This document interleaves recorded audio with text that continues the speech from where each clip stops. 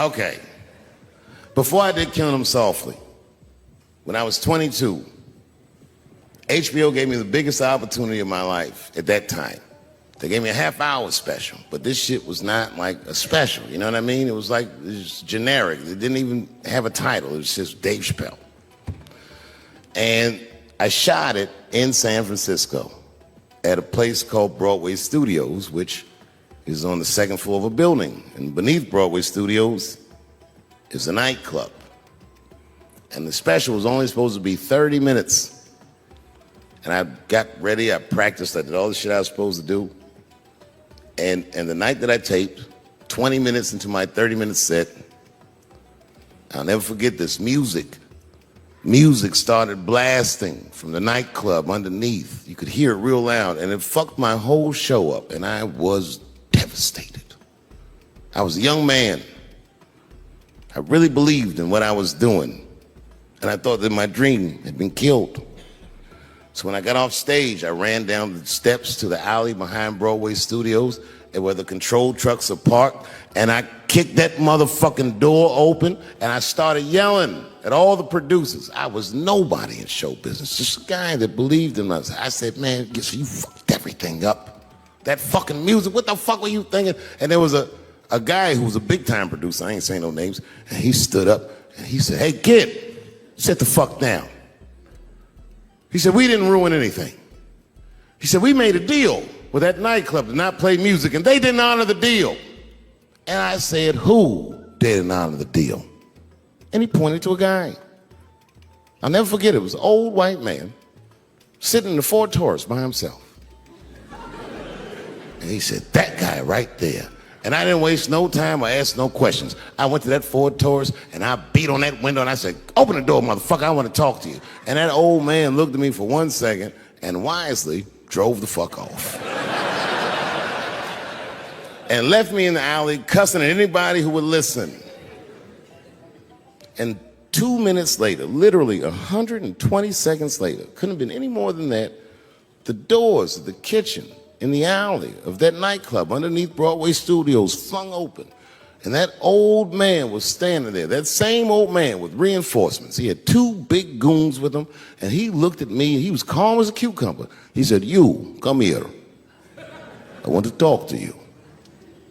I didn't know anything about the streets at this age. But I found out later in my life that these men were Russian mobsters. And I don't know what you guys know about the Russian mob, but these are the niggas that killed Denzel in Training Day.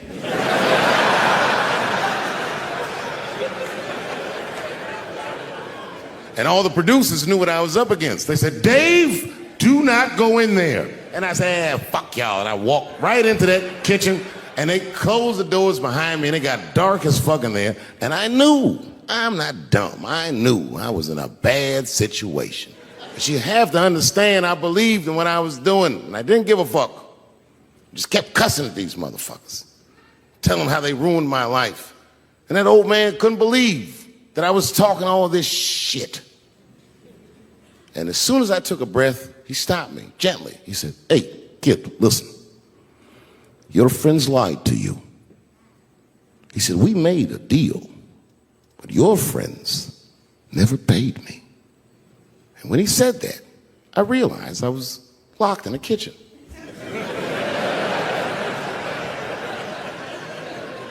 I realized he was telling the truth, which would make me wrong.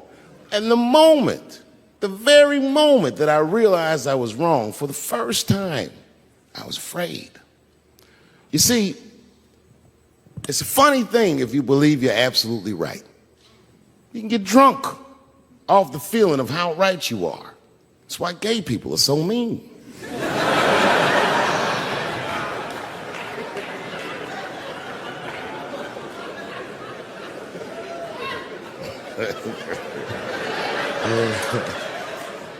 But I didn't buckle. You guys would have been very proud of me. I was scared, but I didn't buckle. I said, well then, sir, I owe you an apology. But I believe that no matter what reason that music was playing, it ruined my life. And that old man looked at me with sympathy in his eyes. And he walked over to me and he gently placed his hand on my cheek, which I gotta tell you, is a very emasculating thing to do. I was standing there looking at this nigga's hand on my cheek like,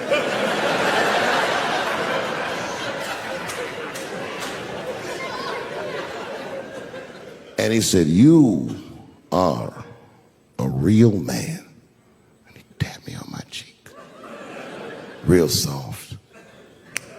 Just like that. The doors opened back up. The light from the alley flooded into the kitchen. And I just walked out alive. I lived to fight another day. And in that moment, I learned one of the most valuable lessons of my life, and I have to share it with you. And that lesson is this. In your life, in any given moment, the strongest dream in that moment wins that moment. I am a very powerful dreamer. Yeah, I'm not lying.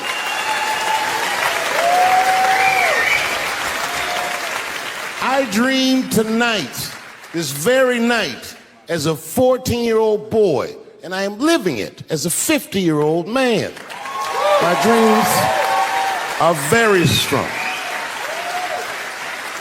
Today, I walked all around Washington. I used to be poor in this city, and all day people just said, hey, Dave, like they knew me personally, and I felt like I knew them. And I say to myself, my God, Dave, what a powerful dream. But then sometimes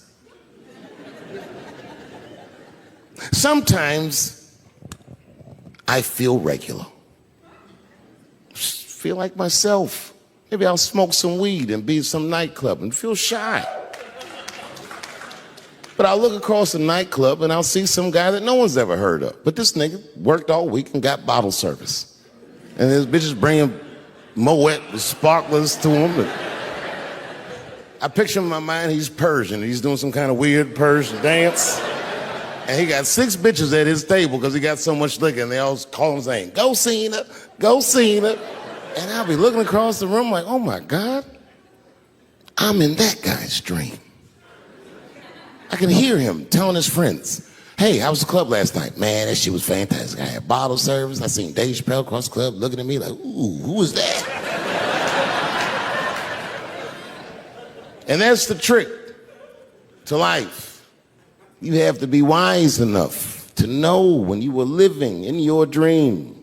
And you have to be humble enough to accept when you're in someone else's. It's why I don't judge between Will Smith and Chris Rock. Because you guys look at them as big ideas, but I look at them as fellow dreamers. I can't judge between them because I see myself in both of them. I am Will Smith. I am the man that cannot take it anymore and will slap the shit out of the next person that says a crossword to me or somebody that I love. And I am Chris Rock. I am the man that can get slapped in front of the whole world and keep my composure so I don't fuck anything up.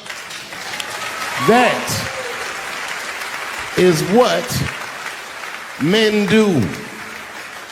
Men make boundaries. Men enforce boundaries, and men test boundaries. And no man tests more boundaries than a trans man.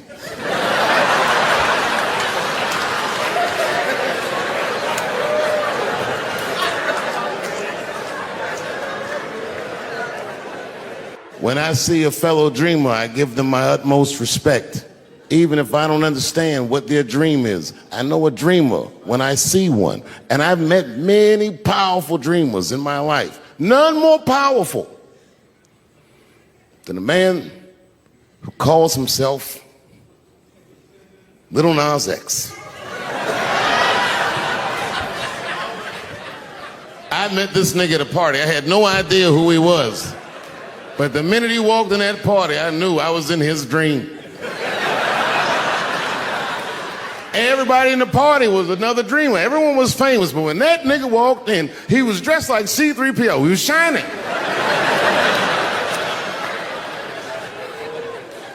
And everyone was like, oh my God, there he is. That's the one I was like, oh. I didn't know who he was. And for some reason, out of all them dreamers, he walked right up to me.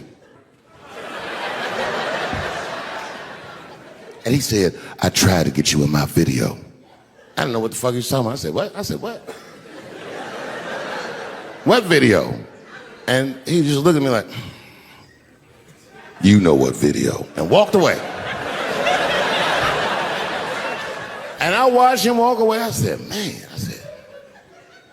this nigga's having a very powerful dream.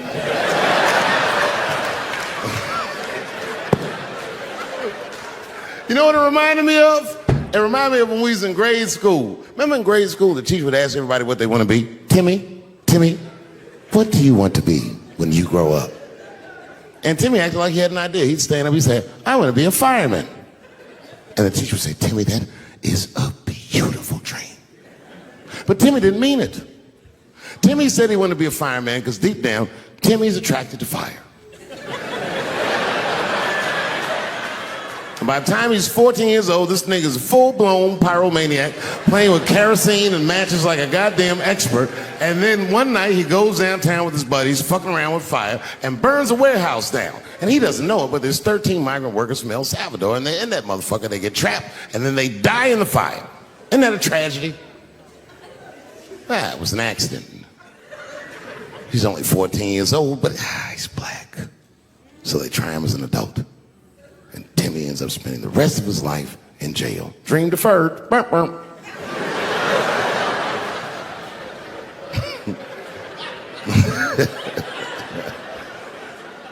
What about you, Billy? Billy, what do you want to be when you grow up? And Billy stands up and he says, I want to be president of the United States. And the teacher says, oh my God, Billy, that is a wonderful dream. And Billy means that shit. Billy does everything right. That motherfucker gets his grades up. He joins student government. He even does extracurricular activities like show choir just to make his resume look good. He's on track to be president, but junior year he wipes. When he's 16, he gets his girlfriend pregnant and has to drop out of high school to make ends meet. But lucky for him, the local Walmart's hiring. By the time he's 20 years old, this motherfucker makes assistant manager at Walmart. He's the youngest one in the district. He says, oh my God, if I can keep this up for 4 more years, I could be a manager. And if I can keep this up for 6 more years after that, I could even be a regional manager and have as many as 3 Walmarts under my control. And he's a big picture guy. He sees where this path is going, so he kills himself.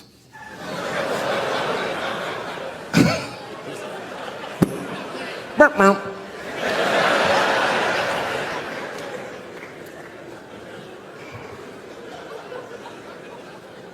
Well, what about you? What do you want to be when you grow up? I don't want to say, because I don't want the other kids to laugh at me. Who cares if they laugh? Your dream is yours. Own your dream so they can come true. Say it loud and proud.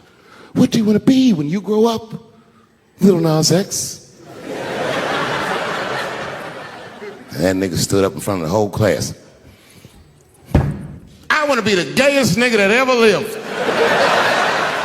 I want to do a music video and slide down a stripper pole all the way to the depths of hell and suck the devil's dick at 10 o'clock on BET while all the kids are awake and can see me.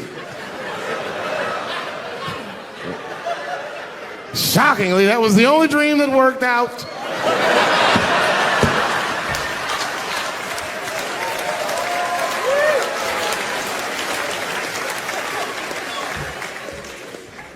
That's why I'm here tonight in the city where I built the dreams that I live. Because I wanted to tell you all that they came true. And I wanted to thank you all for making the man that I am today.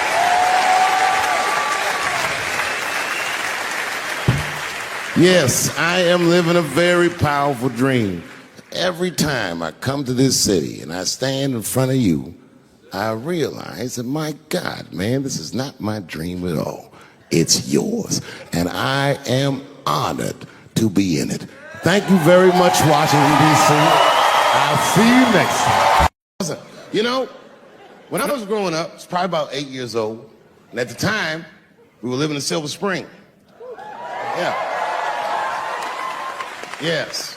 Common misconception about me in D.C. A lot of people think I'm from the hood. That's not true. But I never bothered to correct anybody because I wanted the streets to embrace me.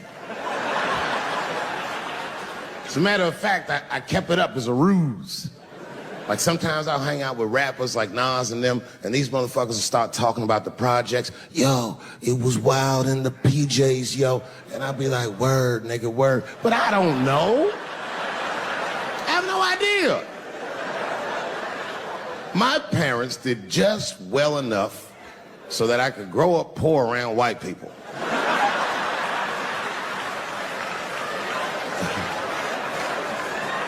And to be honest, when Nas and them talk about the projects, nigga, I used to get jealous because it sounded fun. Everybody in the projects was poor, and that's fair. But if you were poor in Silver Spring, nigga, it felt like it was only happening to you. I know the pain of that first sleepover at a white friend's house. And you come back home on Sunday and just look at your parents like, y'all need to step your game up. Everything in Timmy's house works. Remember the first time you saw that? In a cold winter, and you'd be at a white friend's house and see the motherfuckers in their living room without their coats on?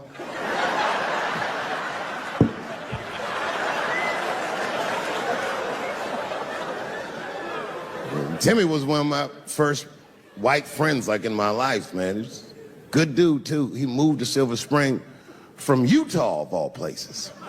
I guess his family was affiliated with that Mormon church they got down there, and me and him used to hang out. And one day I was at his house, we were just hanging out, and Timmy says, Dave, why don't you stay for dinner tonight? I said, oh, man, I'd love to, but I can't. If I'm not home before dark, my mother will kill me. That was a lie. My mother had several jobs. I hadn't seen her in like 3 or 4 days. At that point in my life, it was my experience that white dinner wasn't delicious.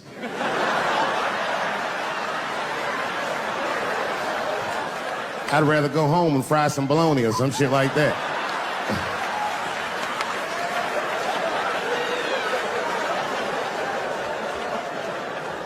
But then old Timmy threw me a curveball I wasn't expecting. He said, it's too bad you can't stay, Dave, because Mom made stovetop stuffing. I said, what the fuck, stovetop? Well, hold on, nigga, let me make some phone calls real quick. I had seen that commercial so many times, I had dreamt of getting my hands on some of that stovetop stuffing. And finally, I met a motherfucker that actually had a box of stovetop in the house. I couldn't miss this opportunity, so I pretended to call my mother. And then I came back and I said, Timmy, you're not gonna believe this great news. Mom said I can stay. And he said, fantastic. He said, why don't you come with me and we'll help set the table and then we can say the blessing. I had no interest in setting this motherfucker's table or saying these crazy ass Mormon prayers. I just wanted that goddamn stuffing. My hands first. My plan was simple. Wash my hands slowly, and by the time I'm done, the table will be set, the blessing will be said, and all that there will be left to do is eat. Went to the bathroom. I washed my hands very slowly. I must have been in there for about 10 minutes. And suddenly, one of his mothers came to the door.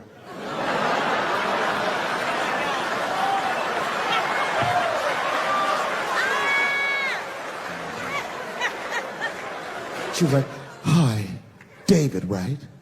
I said, yes, ma'am. She said, Timmy tells me that you're planning on staying for dinner.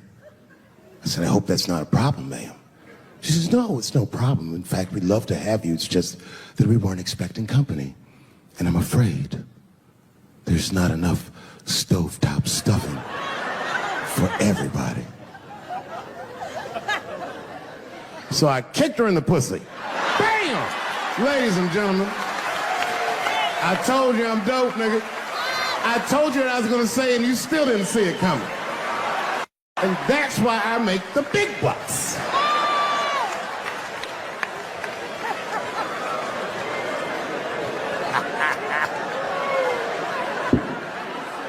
Oh my God. But there's a more important reason that I would stop doing comedy right now. And this reason is the real reason that's been percolating, and it really is the crowd, not you. I'm talking about the crowd on the big stage. It's too hard to entertain a country whose ears are so brittle. Motherfuckers are so sensitive, the whole country is turned into bitch-ass niggas.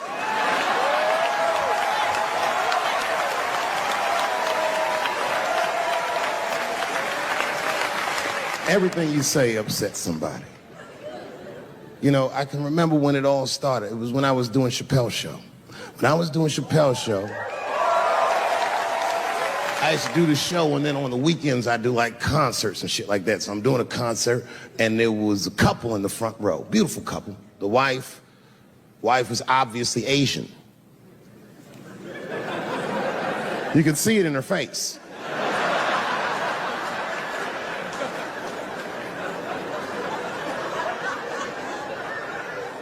The husband, this motherfucker was mysterious, to say the least. Couldn't quite pinpoint where he was from. Caramel-colored fella, very nice hair, but he could have been from anywhere. Bangladesh, Mexico. I can't guess with a nigga like this. All I knew for sure about this guy is that his wife was a bitch. I could see that in her face, too. No, he was laughing and having a good time, and she was scowling at me at a goddamn comedy show. I couldn't figure it out. And then I realized at some point that she was pregnant, and I was smoking on stage. I said, oh my God, that's probably why she's mad. So I started to put my cigarette out, but then she hit me with one of them fake non-smoker calls. So I just kept smoking. I thought to myself, bitch, that babe will be fine, relax. And I tried to break the tension. I just asked her. That's all I said. I go, hey, where are you guys from anyway? And I could tell that she was on to me. She goes, very condescendingly, she says, I'm from California. If you're asking my ethnicity, I am Chinese. He was like, I'm Mexican, bro. I said, well, I'm sorry if I offended you by asking, but you're a very beautiful couple. And miss, there's no question that you're going to give birth to the hardest working baby this world has ever seen.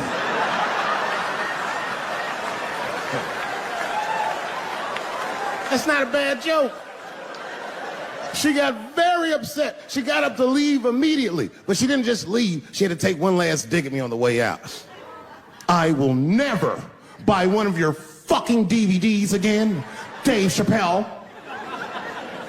I said, ma'am, with all due respect, Chinese people don't buy DVDs.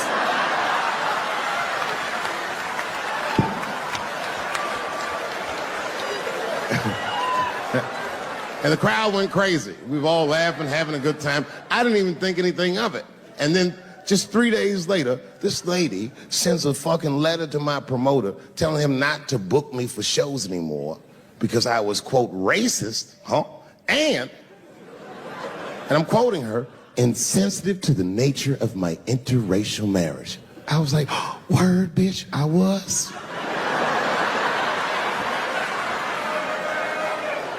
If she would know that I myself am in an interracial marriage. That's right. In fact, my wife is Asian too. Surprise, bitch, I'll see you on Thanksgiving.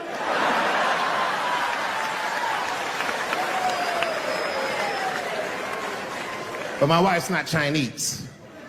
She's Filipino. That's right. And our kids are Puerto Rican somehow, so there you go. But I don't give a fuck about interracial marriage. In fact, you know what? My mother is half white. A lot of people don't know that. Well, all right, you were a little too excited, but okay. A lot of people don't believe me when I say that, but it's true. You can't tell looking at me, but if I grew my hair out, You would think you was at a fucking Cat Williams concert. My shit is beautiful. Yeah. Thank you. Thank you very much.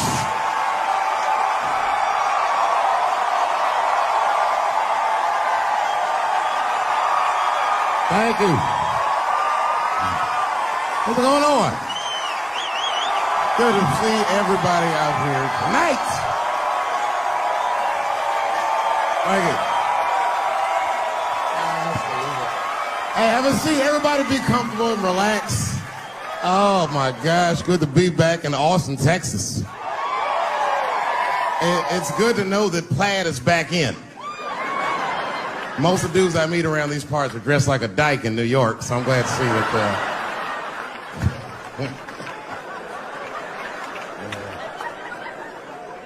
Man, fucking Texas, this place is pretty good. Pretty damn good. You know, I was in Santa Fe the other night and a motherfucker threw a banana peel at me. Yeah, that didn't feel so good. Of course, it was a white person. Not to indict the whites, I'm just saying.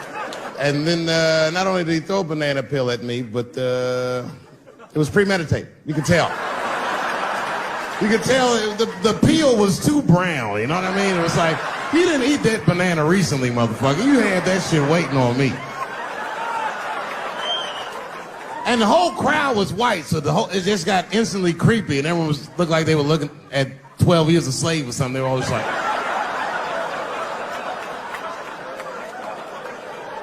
Who the fuck does that? And then they arrested the guy, which was... I said, someone's gonna fuck you in the butt in the holding cell. You know that, right?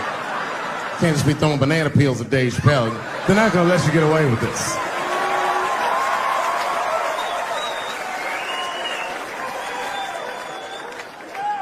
And the press called me up like, do you have a statement? A statement? For a fucking banana peel? No! I don't have anything to say. This guy was like fucking famous for throwing a banana peel at me. 20 years from now, he's gonna be tucking his kids in the bed and the kid gonna be like, Daddy, tell him about the day that you threw that banana peel at that nigger in Santa Fe.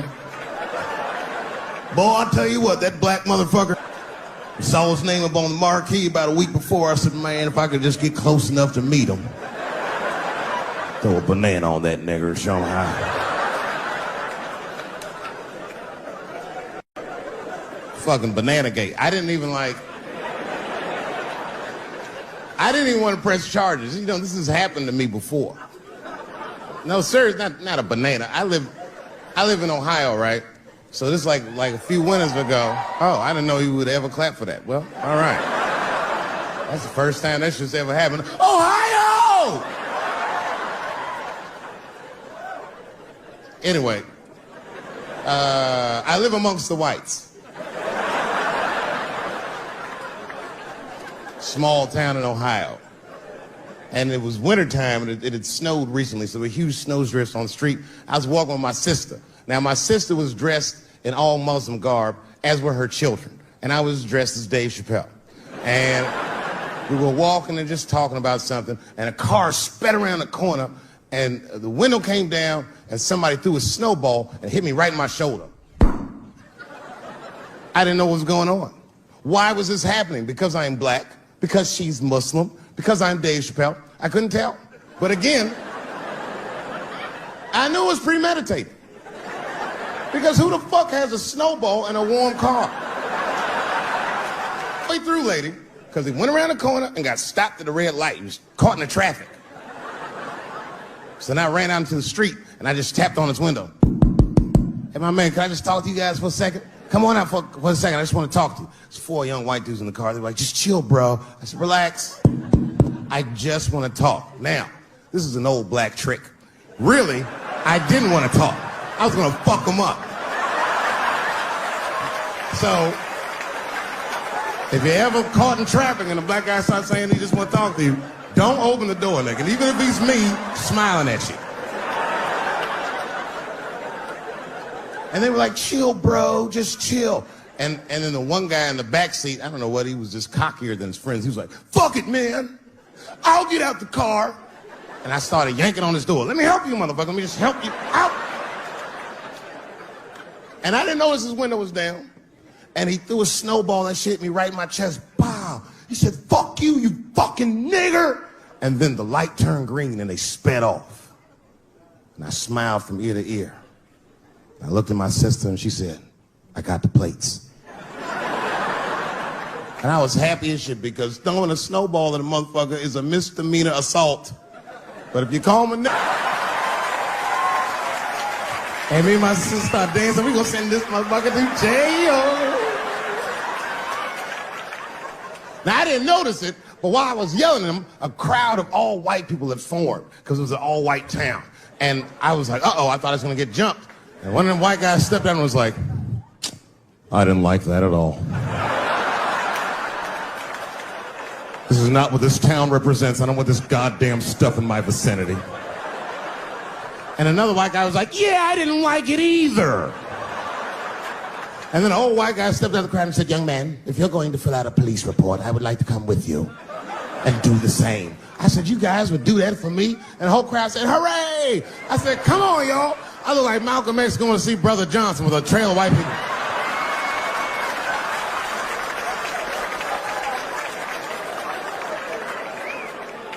Unreal. An hour later, we was all just sitting in the police station, and the police came in. They're like, well, Mr. Chappelle, 16 identical police reports. We ran the tags, 2 young men that had their mother's car. We have all 4 suspects in holding. Their mother is here. It's up to you. Whatever you want to do. If you want to press charges, we'll move forward. Sorry about that, officer. I'm a little flustered. I've never been in a position where I could decide the fate of white children before, but it's weighing heavy on me, sir. And I really can't decide. And I saw a lady pacing back and forth in the hallway, and I said, is that? He goes, yes, that's their mother. Well, can I speak to her before I make a decision? And when the mom came in, she saw it was me. She busted out crying. Oh, God, oh, no, I don't want him to go to jail. I am so sorry. I didn't raise him to do this. We love your comedy. We love you at the house. I said, miss, please, just, all right, look, I don't necessarily want your son to go to jail either. But what he did was pretty fucked up. So, is there something we can do short of jail just to let him know that he's wrong? She goes, oh, I don't know. What did you have in mind? Miss, I've never been in this position before. Oh, you know what we could do? I don't know if I'm asking too much, but maybe if you could just suck my dick a little bit. Just a little bit. I'm not gonna finish. I just want you to do it enough so that I can tell him you did it. I'm kidding. I wouldn't do that to anybody's mother. Maybe my kid's mom, but that's it. Ebola was in Texas. Ebola made a visit. Killed that man in Dallas. 5 days that man melted to death. What happened to the brother in Dallas? Where was the secret serum is what we all said. I remember in the beginning of Ebola, there were 2 American doctors that got sick in Africa. They flew them in a private jet straight to Atlanta to the CDC. I didn't even know CDC saw patients. There it was said they administered what the New York Times called a secret serum. I don't know what's in it. It's just like Colonel Sanders' recipe. But both of these motherfuckers survived. These doctors, thank God, are healthy. They are out there somewhere tonight at Whole Foods, touching vegetables, walking around. Everything's okay. Hey, Frank, how are you? Oh, you didn't hear? I had Ebola last week, but I'm doing all right now. I was bleeding out of my eyes and anus, so I got concerned, but I'm okay. What happened to the brother in Dallas? They just rubbed some Vicks on that nigga.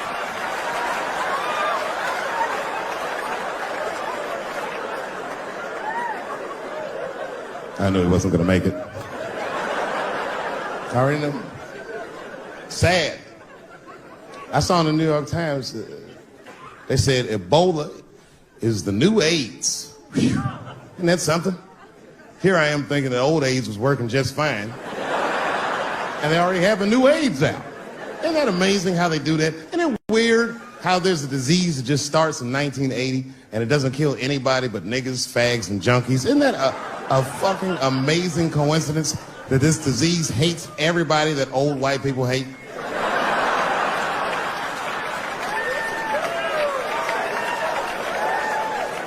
I think either God is white or the government hid that shit in disco balls. Only fun people get AIDS. Last month on the front of the New York Times, the measles was a headline. I had to check the date of the paper. I was like, measles, what is this, 1850? What the fuck is this? Why is measles in the news? Turns out they were trying to decide if mandatory vaccinations for children is the way we all want to go. Any thoughts? I'm sorry, ladies and gentlemen, I don't know. I don't know about this one. First of all, black people generally don't trust doctors. After the Tuskegee experiments and all that shit. More importantly, don't forget Michael Jackson was killed by a doctor. Granted, he was doing drugs, but if I was a heroin addict and I had a licensed physician injecting heroin in me, I should survive that. I'd just be looking like, oh, I'm good, right? I'm good. It's not too much, is it? Dr. Butterfingers killed Michael Jackson. After that, I was like, fuck going to the doctor. The fuck am I getting my kids vaccinated for an old-ass disease like measles? This is ridiculous. You might as well give them a diarrhea shot if you're so worried. Diarrhea has a bigger body count than the measles do. You know, diarrhea is funny today, but 100 years ago, if your ass had diarrhea, you were a goner. There was like a 0 chance of survival. You get that first squirt, uh-oh. Better start getting my affairs in order. But I don't have much time. It's diarrhea. It's very serious. You just watch your buddy slowly die in a pool of his own shit. I give up diarrhea. Nowadays, your buddy just be like, oh, well, you got diarrhea? Just eat a banana, nigga, drink some water, let's get to the club. Still make last call. Tough time for the blacks.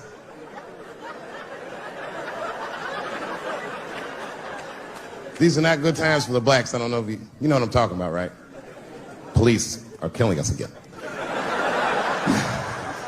It's a very unfortunate set of circumstances because we were doing very well. You know, America has a racial hot seat. I think we can all agree that that's the truth. And we can also agree that that hot seat is traditionally occupied by African Americans in general, African American men in particular. Although I can see that in recent years, that seat has been occupied by Mexicans, and I dare say Arabs. And we, the black Americans, would like to thank you both for your sacrifice and your struggle. We needed a break. We needed a goddamn break. We all go through something, but at least I can leave my backpack someplace. If you Arab and forget your backpack, you got about 20 minutes before they send that robot to blow your shit up. Fuhad. Now ISIS is #1 on the terrorist charts. And ISIS is fucking scary. Because if ISIS catches you, they're going to cut your head off. That's what they do. I've seen them do it on YouTube. It was fucking awful. He looked right in the camera and say, Obama, I am back. I saw that shit. I said, oh my God. Don't like.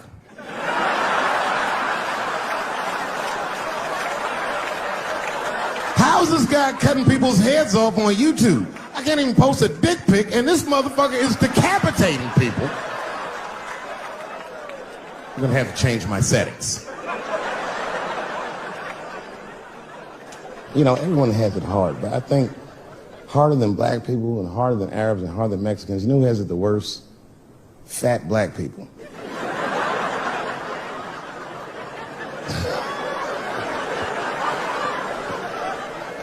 It's hard for white people to understand, but that's what I'm saying is very true. Fat black people have a really rough road because all manner of things kill white people. But you know what kills more black people than anything, more than police and terrorism? Salt, nigga. Regular. Here, white people are getting Ebola cures and shit, and meanwhile, I'm dying from fucking the flavoring.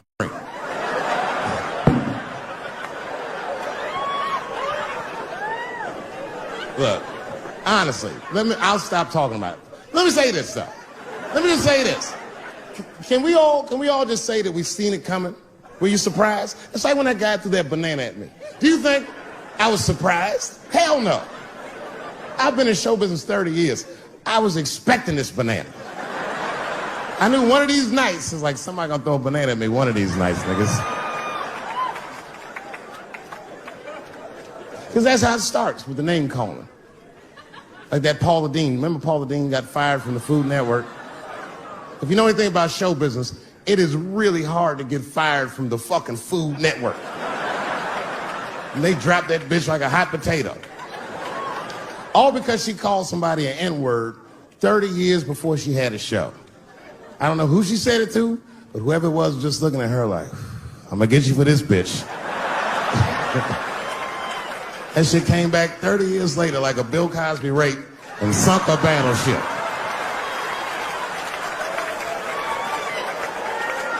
And every black person was mad, but we weren't like that mad. I was just like, well, how's this bitch gonna call me a nigga when she taught me how to fry chicken? That's not fair.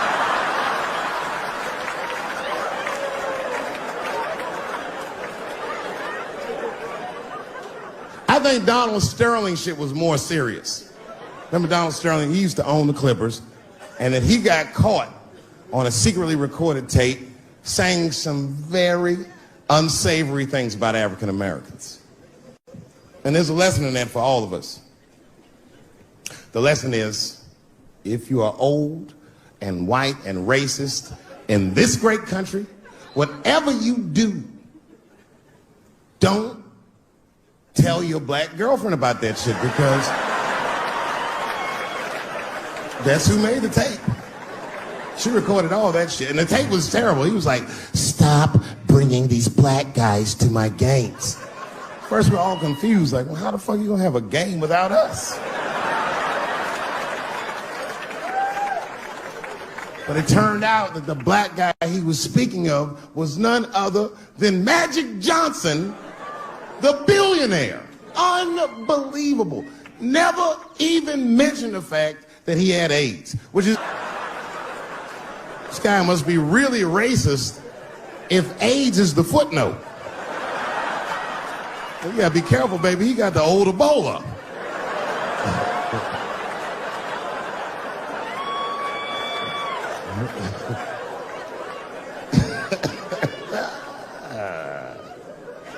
You can say what you want about that girl, but I'm gonna tell you right now, she is a goddamned hero. Because you might have thought these things were happening before, but now you can see it all in front of you without a shadow of a doubt. That shit actually went down. She sucked that old guy's dick. She really took one for the team on that one. It's really gross. This dick is like 80 years old. It's like tasting history. Like 5 wars on it, Civil Rights Movement, Great Depression. This guy's been fucking from 40 years before Bill Cosby's first rape. This is a very old man. A very old penis. But all that shit is still, it's just name calling. Like, name calling does not break the modern black man. That's not gonna do the trick. I don't give a fuck about that. Like, if I went to Kentucky Fried Chicken, Ku Klux Klan, hood on top of their head, what do you think I'm gonna do in this day and age? Run out of Kentucky Fried Chicken? Not if I'm hungry. I'll go straight to the front. Hey, man, let me get a 2-piece. I don't give a fuck what he says. You want a biscuit with that, nigger? I thought it came with a biscuit. What's all this attitude? I want a 2-piece. Chop, chop. You know what it is. But I'm not going to be mad. Why would I be mad? He's the one that's got to work at Kentucky Fried Chicken, not me.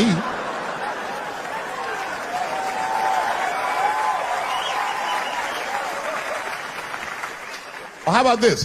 What if I lived in Austin and I had a white girlfriend? It's possible in Austin. As a matter of fact, some people say it's necessary, but that's not the point. And me and my white girlfriend at home one night, and we're just doing what lovers do. Maybe she's butt naked and she's down on one knee, giving me a hand job. I love a good hand job. And she's really jerking me off. You know, getting her obliques nice and tight. I got a huge dick, so she's like,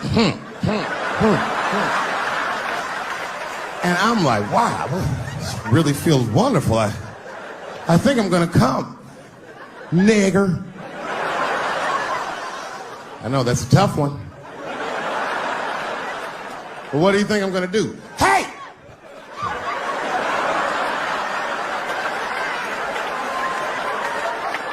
That's no time for integrity, ladies and gentlemen. I'm busting that nut in her face. I'll sort through the ethics later.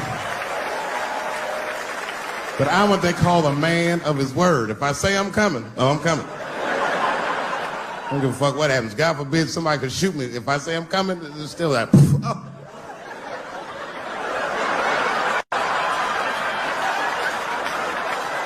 Doesn't mean I like getting shot.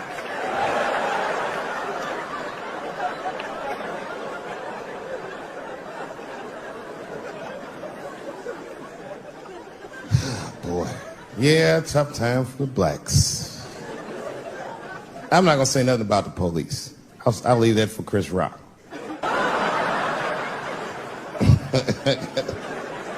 The other big sports story was fucking Ray Rice's tape. Anyone see that Ray Rice tape? I can't stop watching it. It's fucking awful. It's the most violent thing I've seen happen to a woman that was shot in color. Really fucking bad. Like, if I could have froze time at that moment and gave Ray Rice some advice, I don't think there's any way possible I'd be like, you should punch her in the face.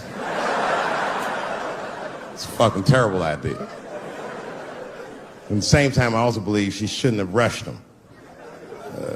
What the fuck was he like? Yo, you can't beat him, miss. Don't rush a motherfucker that's trained to stiff arm people in the clutch. He's gonna get the upper hand.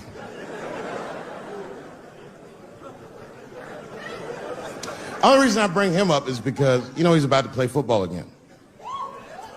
You didn't know that? The NFL was told by a federal judge that they had to reinstate Ray Rice because he was transparent with their investigation. He told them exactly what he did, and they can't just change your writ. That's like if I'm hanging out with my buddies and I'm like, hey guys, guess what I did last night? I fucked this big fat girl I met at the club. And they're all like, oh shit, Dave, that's crazy. And then they see a tape of me doing it, and they're like, we can't hang out with you anymore, Dave. That's not what this crew is all about. I'll be like, what? I told y'all what I did. What's really fucked up is the tape was made before they were married. Isn't that weird? I don't know why she'd do that. I don't even know why he would do that. As a guy, would you want to live with a woman that you had once punched in the face with all your strength? That's some very bold color purple type shit. Sealy, come out here and shave me.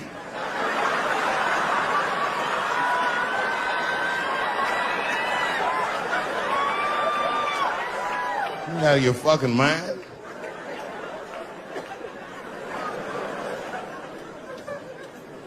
I had to ask an older friend of mine just to get some perspective. This older black dude. Actually, the fairest person I've ever met. And I asked him, I just said, hey man, I said, did you see that Ray Rice video? And instantly he was like, David, that shit was disgusting. I wonder what she said to him.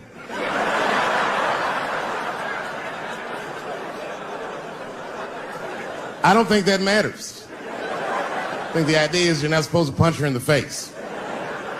My wife says terrible shit to me. My wife once called me a pussy in front of dinner guests. I know, I started to get mad, but then I was like, fuck it, she's probably right. I am a pussy, I admit it. I'm soft and warm and persuasive, like a real pussy. Right. And then I told her, I said, and if you don't take care of me properly, I might stink like your pussy. Oh, we fight dirty at the Chappelle household. It's not a big deal. No. If you want to get to the bottom of a matter of the heart, what you're supposed to do is ask a woman. Now, actually, there's two women that I know that both college professors in this little area I live in, and I meet them twice a week at Starbucks for coffee. Talk about important shit. And I asked the girls, who's Ray Rice? After he punched her in the face with all his strength.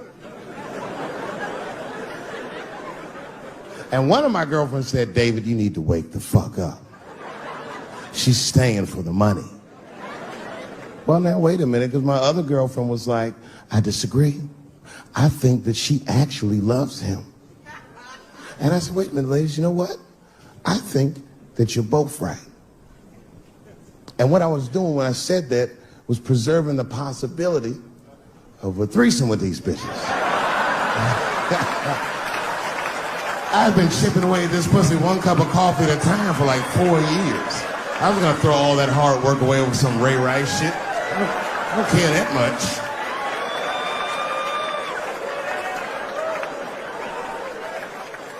I'm just being real. It's fucked up, man. It's a tough time for the blacks. I love you too. And then here comes the banana peel. I'm waiting on it any second. You know that's how it starts. I saw in the paper today that the guy that threw the banana at me got arrested again because he threw a banana at another motherfucker in a bar in Santa Fe. Look it up online after the show. He actually did that. And that guy was black too. You know what a guy said he did it at night? He said, I did it because Dave Chappelle is racist. So, nigga, that's not the best way to handle that if I am racist. What if Martin Luther King just went around throwing tuna casserole on white people? Would that work? Huh? I seen your girl bubbling. She's drunk as hell, buddy. Listen, sir, I don't know what she's saying, but just take my advice. Get some water in her, or you're going to have some dry pussy when you get home.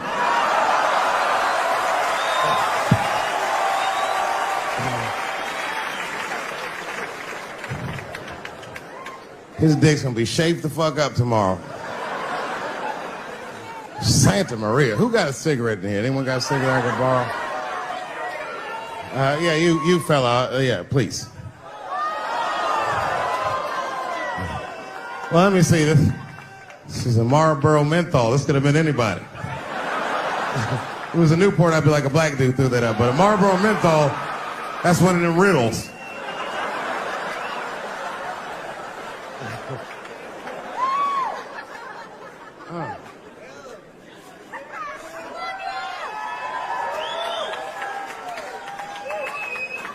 Is the word pussy offensive? All right, just checking. I asked that crowd when we was in Denver, I said, is the word people? One was a woman in the front, she's older than me, maybe around my age, definitely a feminist. You know what I mean? Short haircut, plaid shirt, you know what I'm saying? And she didn't say it offended her. What she said is she said, I'm uncomfortable with that word. And I was like, really? You? And then before I could ask her why, there was one other guy, he was in the balcony. Now, I don't think he was saying this to me, but he said this. Everybody heard him say it. He goes, it's delicious.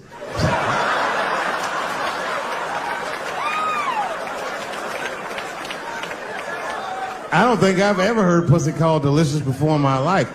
Now, this is not to say that it's bad, but it's definitely an acquired taste. I don't think any of us tasted pussy our first time like, hey, it's good. It needs something.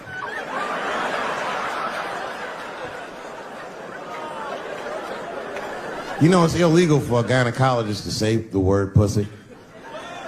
They can only say vagina, or they can name individual parts medically, but they can never say shorthand, even if the gynecologist is a woman.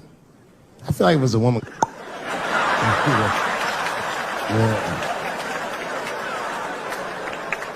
I don't think men should be allowed to be gynecologists.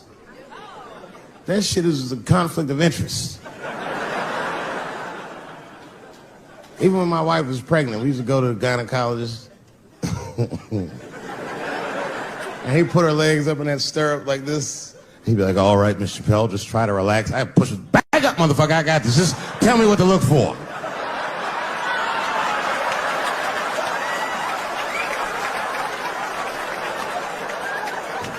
One of those home-style checkups. There's too many ethical questions when men do that. Like, can a gynecologist lose their license for smelling their fingers during an exam? Is that illegal? How could they not? These are men. It's like if you have a good barbecue, you don't even think about it. You just...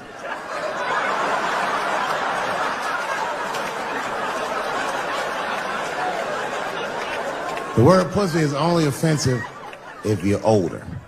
People my age and younger, I don't think we dance to that shit. That song come on the radio, say, I beat the pussy up. That's not a song. It's like nothing like a love song. There's no tracks, there's tears, no midnight trains to Georgia. This man simply beats the pussy up. Unbelievable.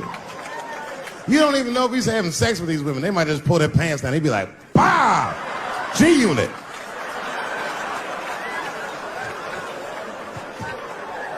Like you'll be watching HBO. Hi, I'm Larry Merchant, standing here ringside with the pussy after a devastating bout with 50 Cent.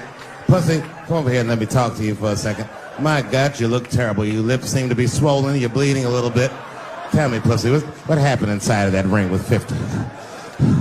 I don't know, Larry. I felt really good in the first round. I was ready to fight. It's warm and moist, and I don't know. It just hit me from angles I wasn't expecting. Front, left. Backside surprised me the most. Well, pussy, let's take a look at round 4. This is where it all went wrong for you.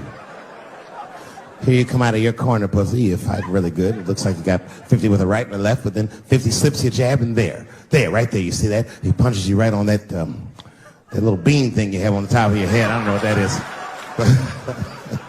There's 50 just pounding away at that bean over and over. Now, pussy gets rattled around like that. I don't think I was thinking anything, Larry. You know, I'm a real good defensive fighter. It's real hard to get to me. I've never been punched directly on my bean before. As a matter of fact, most fighters don't even know that bean exists. I guess he just hit me there and I lost control of my legs. I don't know what else to tell you. I like when Lil Wayne talks about pussy, because Lil Wayne used to have that song. He'd say, I got a bitch that plays movies in my jacuzzi. And then it goes like this. Pussy juicy.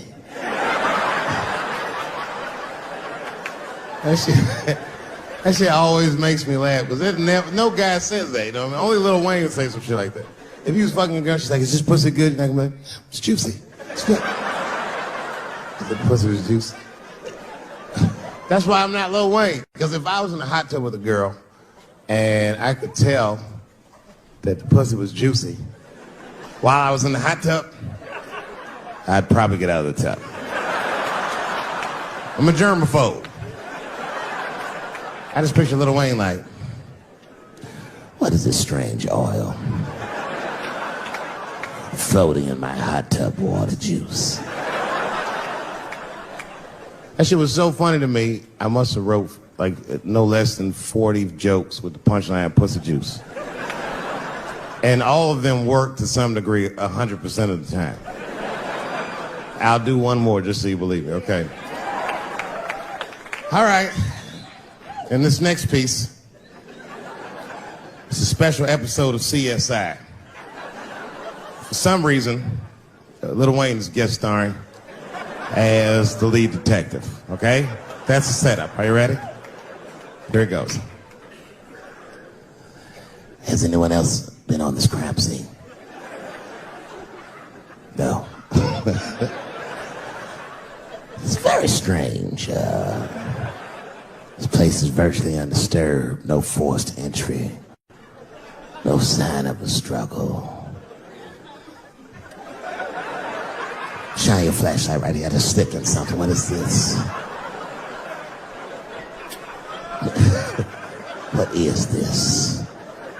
It glistens in the light. Smooth to the touch. Pussy juice.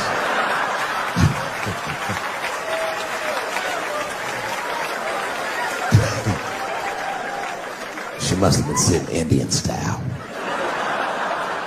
39 more where that came from.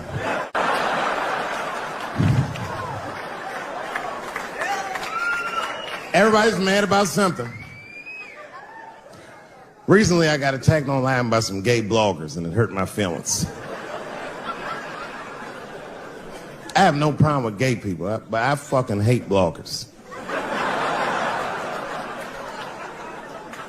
I'm not saying it because this person was gay. They was acting like a bitch online. They was like mischaracterizing my jokes, trying to make a point off of me, when it was really, it's like, yo, I'm your ally, motherfucker. I'm not trying to stop gay people. I got better shit to do. This motherfucker was saying things to try to get gay people to beat me up. Seriously, he was like, Dave Chappelle's jokes. I don't know how he actually talks when he's making his voice up. Dave Chappelle's jokes were an affront to the manhood of all gay men. What the fuck does that mean? I didn't say anything that would allude to gay men not being men. I know you men.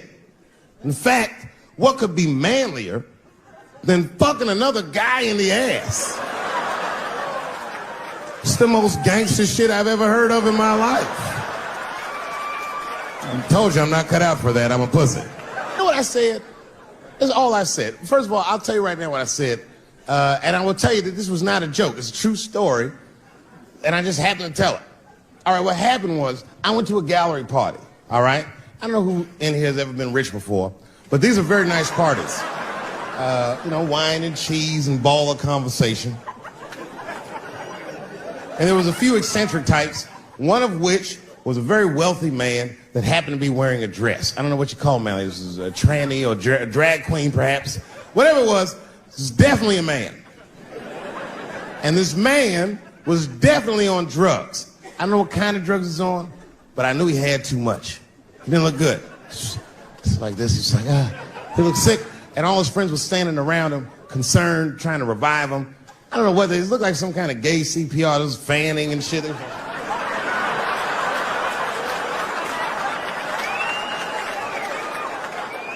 I saw all this from a distance. Now, I should have minded my own business, but I got curious. I was like, oh. And I went over there. All I said, excuse me, gentlemen, is he okay? And then they looked at me like I was evil. She is fine. I'm sorry, I didn't know this is what we were doing. Here's my thing. I would support anybody's right to be whoever they feel like they are inside. I'm your ally in that. However, my question is, to what degree do I have to participate in your self-image?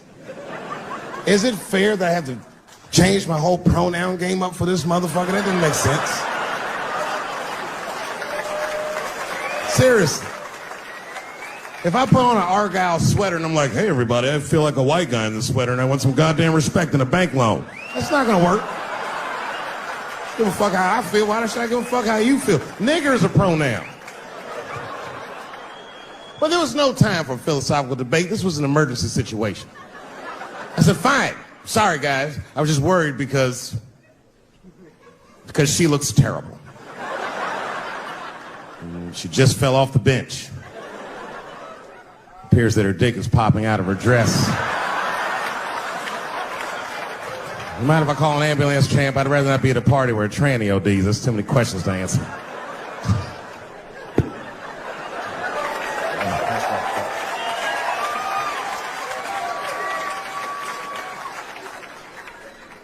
Okay, I've been through this before. I had a friend from high school. Now, in high school, this guy was a thug, right? He was a fucking dope boy. He did it all. He's a wild dude. People used to be very scared of him. And then after high school, word on the street was he'd come out the closet. I personally didn't believe it. I bring him up because last year, he calls me out of the blue like, yo, what's up, man? I got your number from so-and-so, and I heard you're going to be in New York doing a show. Could I get some tickets? I was like, fuck yeah, get some tickets, man. How you been? He said, well, we'll catch up at the show, man, but yo, I appreciate it. I'll see you soon. I said, all right, man, take care. And I was about to hang up, and I couldn't resist. I was just like, hey, nigga, I heard you was gay. What's going on with that?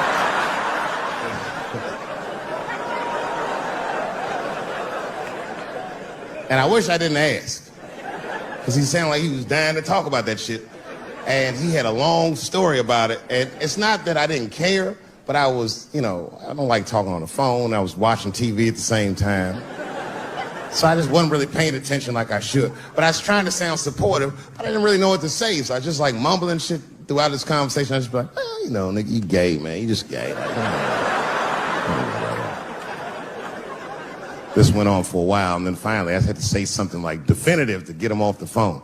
And I was like, hey, man, you know what? Don't let people get you down, all right?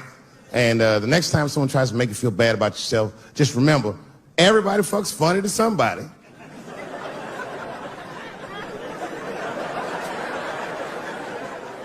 He didn't like that shit. He's like, what the fuck does that mean? I said, huh?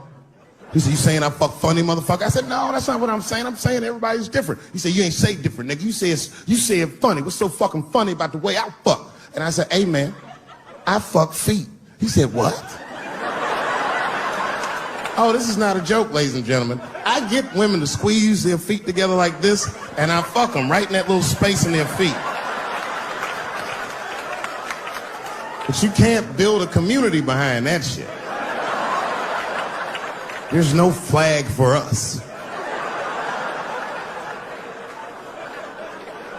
That shit made him laugh.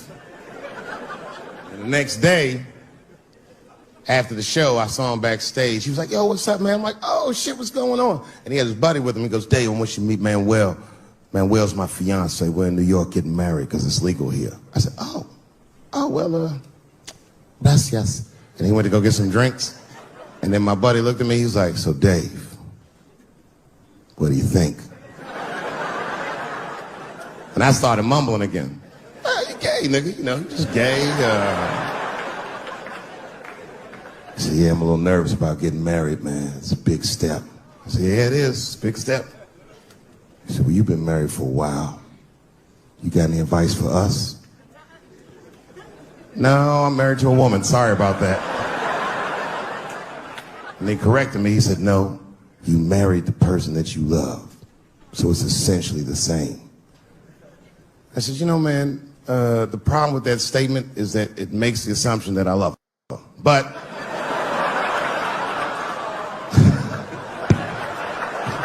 you guys lighten the fuck up. Of course I love my wife. She laughs at this shit. As a matter of fact, she eats and spends this shit. You know what I told him? I told him, I said, you know what you should do, man? First of all, you shouldn't do it. I'm talking about being legally married. It's not that you're gay as much as just legal marriage is a fucking diabolical leverage game in the United States. I'm just being honest. Devoid of religious significance or the idea of love, marriage is nothing but an awful contract that you shouldn't sign. I'm just being real. Because you start out loving each other, and then like 2 years later, you're just building a case against one another for a hypothetical court date that may or may not ever happen. You throw being gay on top of that, that shit is explosive. Like I said, Ray Rice shit. Okay, right after Ray Rice went through all that shit, I was at a party and I met this kid, Michael Sams. You know Michael Sams? Very nice guy. He's the first openly gay NFL player. And Mike's a very nice guy, very brave guy. But when I met him, I couldn't help but thinking, his wife up in the elevator. Is that domestic violence, or is that just two niggas working shit out in the elevator? You know what I mean?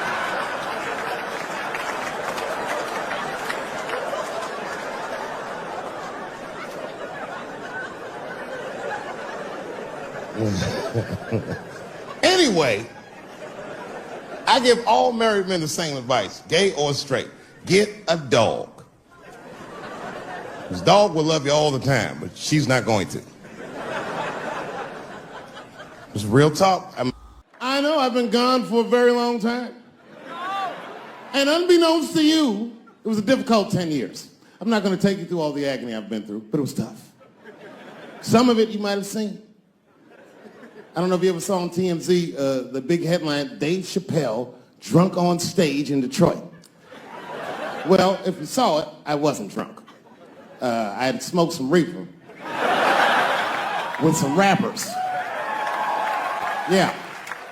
I don't know if you know anything about hanging out with rappers, but their weed is very strong. Stronger than what I was accustomed to.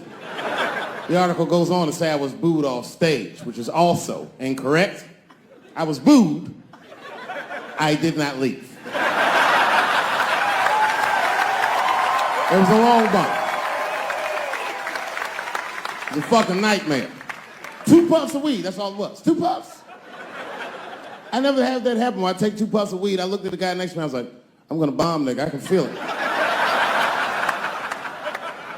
And that guy called my name, Dave Chappelle. Niggas was like, you know, normally when you do a comedy show, you guys don't know what it looks like up here, but niggas be just looking up at you like. That's how the show started. Didn't take long for the faces to switch up, like, what the fuck? They started looking amongst themselves. So I knew I wasn't doing good. I don't remember what I was saying. It just took one person to break the ice. It's a black lady with the Ford Motor shirt on. Stood up suddenly. Fuck you, Dave Chappelle. I said, excuse me? She said, I worked all week for this shit, and this show sucks. And in a weird act of racial harmony, a conservative white guy stood up and backed her up. Yeah! The whole crowd band together and started chanting, we want our money back. We want our money back. I said, oh shit. I snapped out of it. Good people of Detroit, hear me. Hear me now. You will never get your fucking money back. Fuck that. I said, I'm like Evel Knievel. I get paid for the attempt. I didn't promise this shit would be good.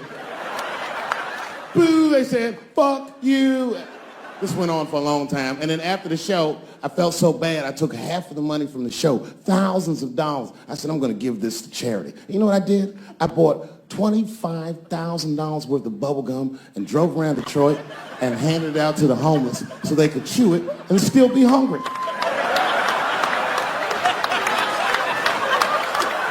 I was very mad at Detroit that night. Because not only did I bomb, nigga, I had to go back to the very same room the next night and do it all over again. Fucking nightmare. That would be like if you were having sex with a woman and for some reason, this would never happen, but for some reason, she had a mouse trap in her pussy. You get caught in the trap. And then you gotta fuck her again tomorrow night. I'd still do it, but you know, I'd be careful the next time. The old mouse trap in the pussy trick, eh? Fool me once. But we've already been through it, like Michael Jackson. Remember when they said all that shit about Michael Jackson? They never proved anything till his dying day, but they said that he did some very heinous things. And one time I watched a documentary about it. They were talking about all the shit Michael Jackson allegedly did. And as they were saying all these allegations, they started showing pictures of his home, the Neverland Ranch. You ever seen Michael Jackson's house on television? Well, the short of it is, there's a lot of things for kids to do with that place.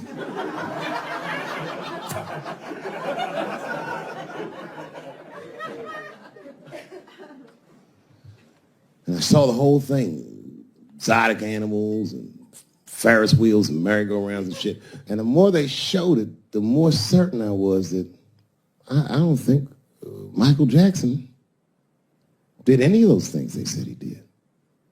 His house didn't look sexual. It looked like he was flossing on those motherfuckers. It didn't look like he was trying to fuck kids. It looked like he was just trying to impress them. Like, this nigga's Jay-Z for kids. Like, he just walking through his house. This is my cotton candy machine. It makes 3 tons of cotton candy a day. You know, all the cotton candy you want. This closet is filled with nothing but custom-made karate slippers. Isn't that cool? Shall I have my monkey bring us more cupcakes? Hey guys, just watch a movie. What movie do you want to see? Home Alone. Oh, no, don't touch the DVD player. Macaulay Culkin's here. He can act it out. Come on, Macaulay. Act out Home Alone for my guests. And them kids was like, man, you are all right, mister. This is fantastic, man. We had you all wrong. All wrong? What? I don't understand. What do you mean? Huh? Oh, well, you know, man, we thought it was going to be the usual. Like, you're going to have us come over and give us some wine cooler and, you know, suck our dicks. What? Suck your dick? You faggot-ass kids. Why you trying to suck your dick, nigga? I was trying to show you a better life. Bubbles, get these kids the fuck out of my house. You're just like everyone else. Hollywood is no place for moral absolutism. You know what I mean? We must never forget that R. Kelly peed on a 15-year-old girl. And he also wrote, I Believe I Can Fly. Same guy, same lifetime. If I showed you that video of him peeing on that girl and scored it to I Believe I Can Fly, he'd be torn. I used to think that I could not go on. You would know how to feel. If I can see it.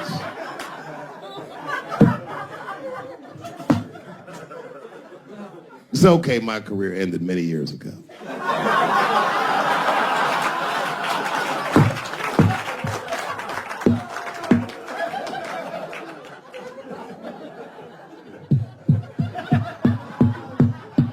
She's just like, you need to stop doing that. And then I tried to change the subject. I go, how is school going, boys? And my sons tell me, well, we didn't have school today, technically. I'm like, well, what's going on? He said, well, there was like a school shooting drill. I never heard of this. You know what this is? They have drills that they make kids do where they practice what to do if somebody comes to shoot up their school. I'd never heard that before. I was like, what the fuck? Then I had to tell my sons the truth. I didn't want to tell them this shit. Son, listen to me. Fuck that drill. If somebody comes to your school and wants to shoot it up, I'm just gonna be honest with you. You probably gonna get shot, nigga. I'm just being real. You got a famous dad. I talk a lot of shit. They gonna be gunning for you, little buddy. Just stay low and run in a zigzag pattern and don't try to save anybody, son. Do you understand me?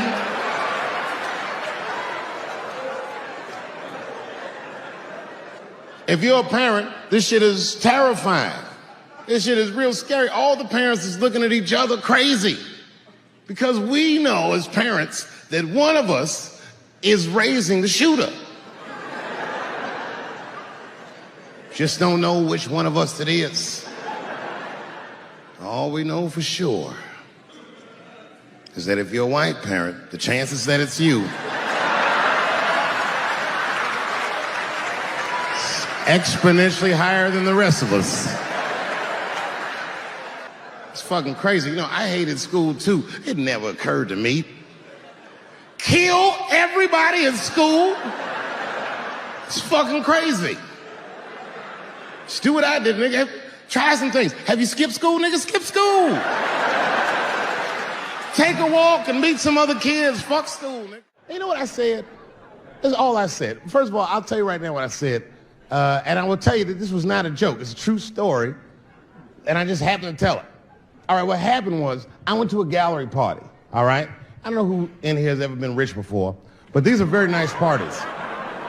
You know, wine and cheese and ball of conversation.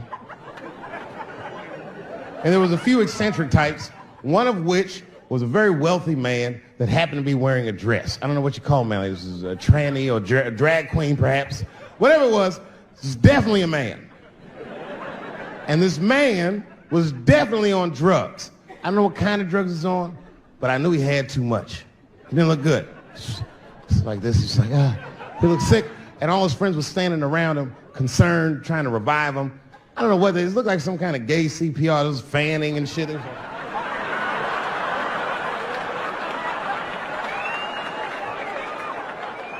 I saw all this from a distance. Now, I should have minded my own business, but I got curious. I was like, oh. And I went over there. All I said, excuse me, gentlemen, is he okay? And then they looked at me like I was evil. Oh. She is fine. I said, word? Oh. I'm sorry, I didn't know this is what we were doing. Here's my thing. I would support anybody's right to be whoever they feel like they are inside. I'm your ally in that. However, my question is, to what degree do I have to participate in your self-image?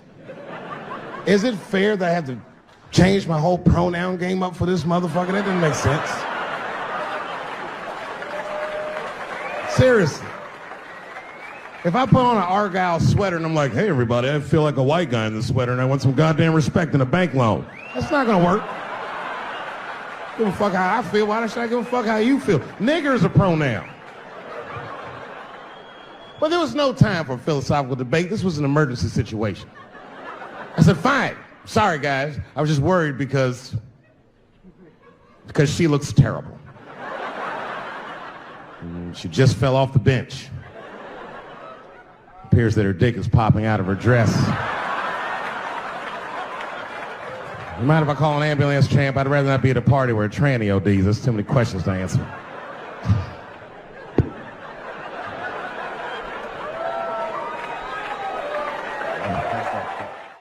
I said, I'm in the wrong business. I should be the president.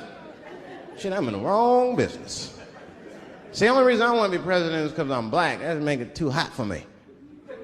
I mean, you know what I mean? I think it could be a black president one day, but you don't want to be the first one. I mean, second or third, that's fine, but that first nigga better watch out. I'm going to tell you that right now.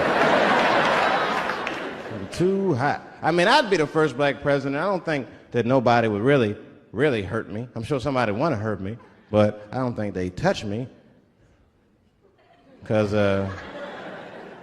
my vice president will be Mexican for a little insurance. You know what I'm saying? You can shoot me if you want, but you're just going to open the border up, so you might as well leave me and Vice President Santiago to our own devices. Ain't that right, Santiago? See.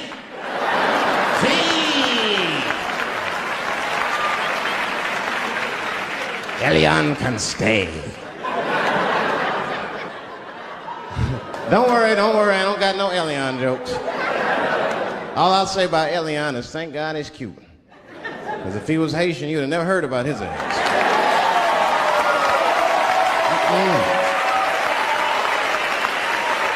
If Elian Gonzalez was Elian Mamumbo from Haiti, they'd have pushed that little rubber tube right back in the water. Sorry, fella, all foam. Good luck.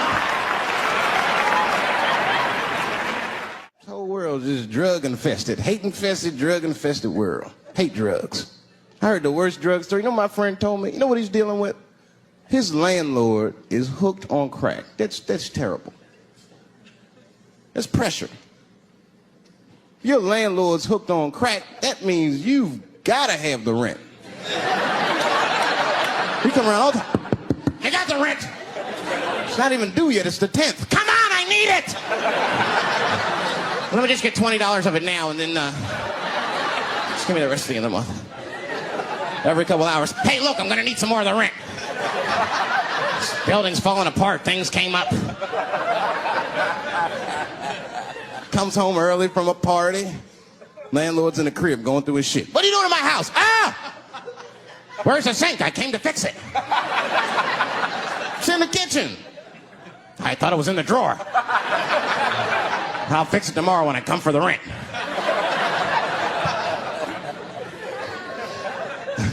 You know what I hate about drugs? I hate when, like, people my age and older get hooked on crack. I hate that shit.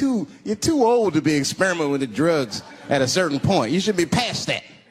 You ain't doing it by a certain point. You just miss it.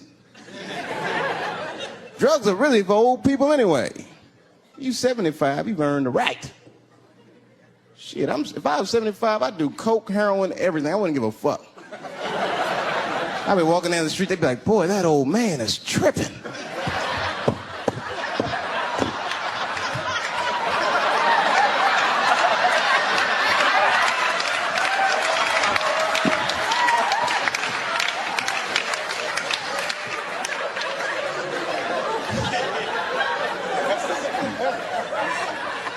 Can't do everything.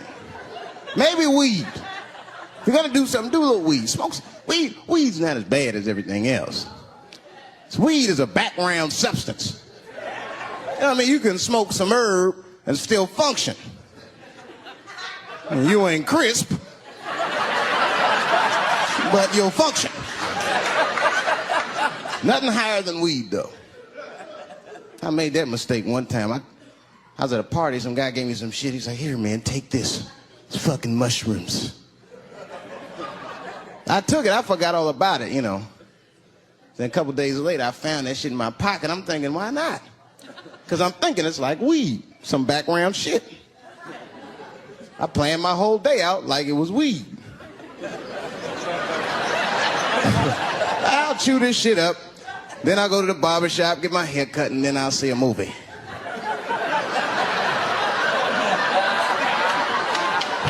I chewed it up. So far, so good. Then I was in a barber shop like an hour later. And it's funny because I was just thinking to myself, I was like, ooh, this stuff sucks. Tastes like athlete's foot. I feel sick, but I'm not really high. Then I looked in the mirror. I saw the barber's reflection, man. It looked like a big penis was cutting my hair. I freaked out. I started talking to myself, Dave, calm down. You're on drugs. This is what drugs do. Okay, you know that there is no way that a penis can cut hair. But I started freaking out, man. I just couldn't take it anymore. I jumped out the chair. Half my hair was cut. I didn't care. I didn't. I just gave a barber a handful of money. It was weird. The balls opened up. Anyway, I ran home, man. I ran home as fast as I could. Tripping. I looked at the clock. It was 2:42. I was like, damn, 2:42. I gotta sober up. I had never been this high this early. I took a shower. I was still high. I said maybe music will do the trick. I listened to every CD I had. I was still high. Exercise, that's what I'll do. I ran around the block 4 times, still high. Took a nap, woke up, fucked up. I looked at the clock, it was 2:43. I said, God damn. I'm scared to death of these police. I am, nigga. I got a police scanner. First money I got, this is the first shit I went out, bought me a police scanner. I just listen to these motherfuckers before I go out, just to make sure everything's cool. You hear shit on it. Calling all cars. Be on the lookout for a black male between 4'7" and 6'8". Staying in the crib tonight, fuck that.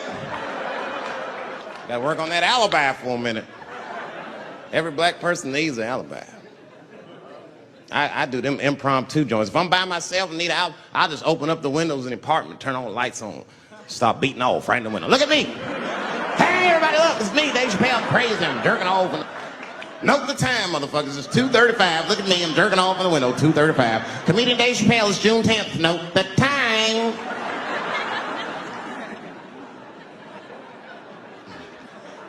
That shit could save my life. Officer David Chappelle couldn't have done that. I saw him in his window masturbating from 2:35 to 2:37. I'm certain of it. He was standing on a clock and holding a calendar and today's paper. Fuck, I need an alibi. I can't be no celebrity. This shit is just the worst. I'm seeing it. I see why stars are crazy, man. These motherfuckers. I went to Disney World with my kids, which is a big deal for me. I don't get to see my kids so much. I do Chappelle show 20 hours a day, sleep for like half an hour, raise my kids for 10, 20 minutes, and I go back to work. Now,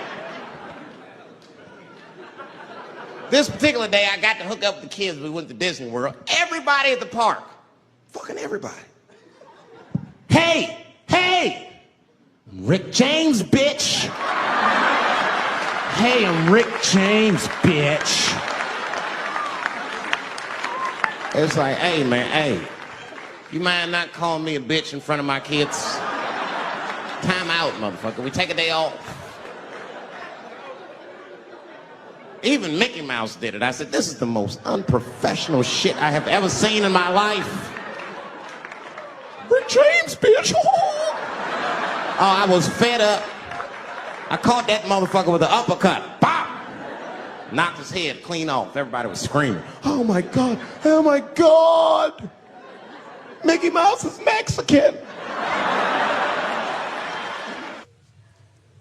I want your community to know that one of the coolest people I ever met was a transgender woman. And this is not a man that I knew that became a woman. This woman was trans when I met her. Lived in San Francisco. Daphne Dworman is her name. I would do 18 shows in the Bay Area, sometimes in Oakland and the Dirty Hood nightclub, and she would be there, a white trans woman, laughing loud and hard at everything I said, especially the trans jokes. It's very puzzling because she was obviously trans. And one night after one of the shows, I met her. And what it was, turns out, it was her dream to be a comedian, and I was her hero. It's very moving. I could not dislike somebody that felt that way about me. We became fast friends. And when I made that special Sticks and Stones, right as it was coming out, I happened to be in San Francisco and I wanted to do a show, but I needed an opening act. And I remembered that trans woman I had met. So I called her on the phone. And I called her myself. I said, hey, Daphne, this is Dave Chappelle. She couldn't believe it. And I go, I'm in San Francisco. And then she started saying a bunch of wild stuff. I was like, relax now. I don't want any pussy. I was, I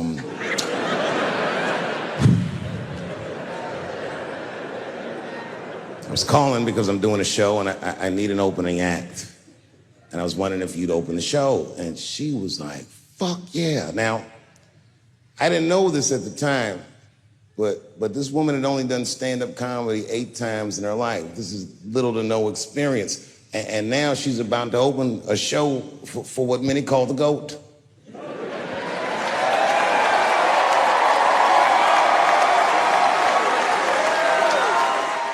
She's an amateur in stature, but in practice, she was very professional. She showed up early, which is something I appreciate, because I like people to be on time. She was dressed to the motherfucking nines. I mean, I'm transphobic, and even I was like, you look nice.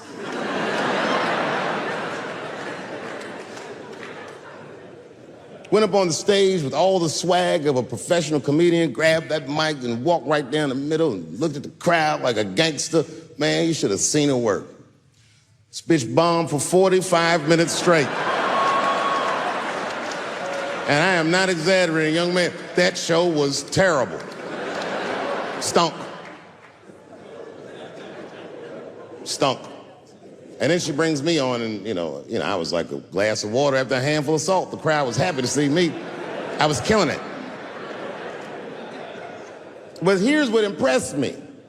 Any other comedian I've ever seen, if they had bombed as bad as she did, would have snuck out of the back of the theater and went home and cried or something. And she didn't do that. Not only did she not leave, she found a seat right up in front. You know, when a new comedian watches an experienced comedian in comedy, we call this taking class. And this bitch took my whole class. She sat up there and was laughing as hard as she always laughs, as if nothing bad had even happened to her. And I saw her show. Something bad happened to her.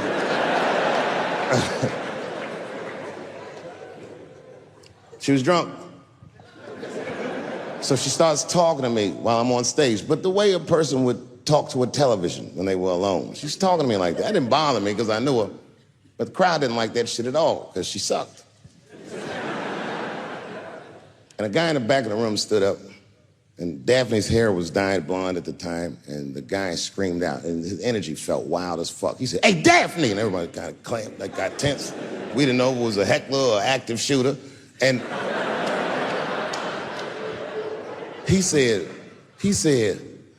"Does the carpet match the drapes?" Yeah, it was fucked up. The whole crowd kind of groaned because it was so, like, mean. Everybody groaned, except for Daphne. She kind of laughed, which was weird. And then she didn't even look all the way back. She said, "Sir, I don't have carpets. I have hardwood floors." Just like that. Just like that. And boy, when she said that shit, it blew the roof off the place. Cut through all the tension. With that one joke, she made up for 45 minutes of a stinker of a show. And after that, she could do no wrong. And I kept on rocking. She kept on talking to me. And then the show became something cooler than a show. It became like a conversation between a black man and a white trans woman, and we started getting to the bomber shit. All them questions that you think about that you'd be afraid to ask, I was just asking them, and she was answering them, and her answers were funny as shit. The crowd was falling out of their chairs. And at the end of the show, I go, "Oh, Daphne," I said, "Well, that was fun." I go, "I love you to death, but I have no fucking idea what you're talking about." The whole crowd laughed, except for Daphne. Now she looks at me like I'm not her friend anymore. Like I'm something bigger than me, like I'm the whole world and the guy. And she said, "I don't need you to understand me." I said, "What?" She said, "I just need you to believe," just like this, she goes, "that I'm having a human experience." And when she said it, the whole crowd kind of gasped. And I gave her the Fight Club look. I said, "I believe you, bitch." Because she didn't say anything about pronouns. She didn't say anything about me being in trouble. She said, "Just believe I'm a person and I'm going through it." And oh, I believe you because it takes one to know one.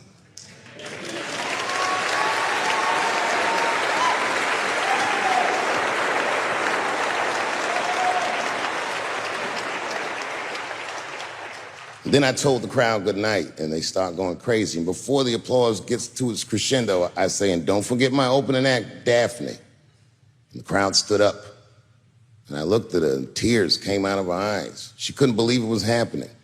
I couldn't believe it was happening because her show stunk. And it was a great night. I remember the late, great Paul Mooney was there, a bunch of fly-ass comedy niggas was there. And we all went backstage and was just drinking and talking shit and laughing, and Daphne stole the room. She had everyone cracking up, spinning the yarn, telling us all these crazy stories about shit she be into. We all laughing real hard, and as she's telling us and everyone's laughing, I'm looking around, I'm like, "Oh my God, she is funny." I pulled her aside and I said, "You're hilarious. I didn't know that when you were on stage." I said, "You're doing some things wrong, but I can help you." I said, "Anytime I'm in San Francisco, why don't you open the show for me, and I'll just try to give you some pointers, see if you can't work this thing out." And she said, "Are you serious?" I was like, "Yeah." And she grabbed me real tight, hugged me, squeezed me, and I pushed her all violently because I'm transphobic. I said, "Boundaries, bitch."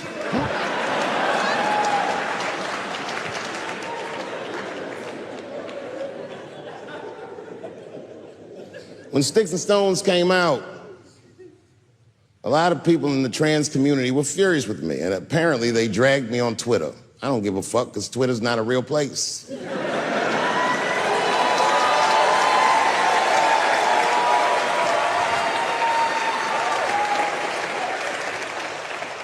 And the hardest thing for a person to do is go against their tribe if they disagree with their tribe. But Daphne did that for me. She wrote a tweet that was very beautiful, and what she said was, it was almost exactly what she said. She said, "Punching down on someone requires you to think less of them. And I know him, and he doesn't. He doesn't punch up, he doesn't punch down. He punches lines, and he's a master at his craft. That's what she said.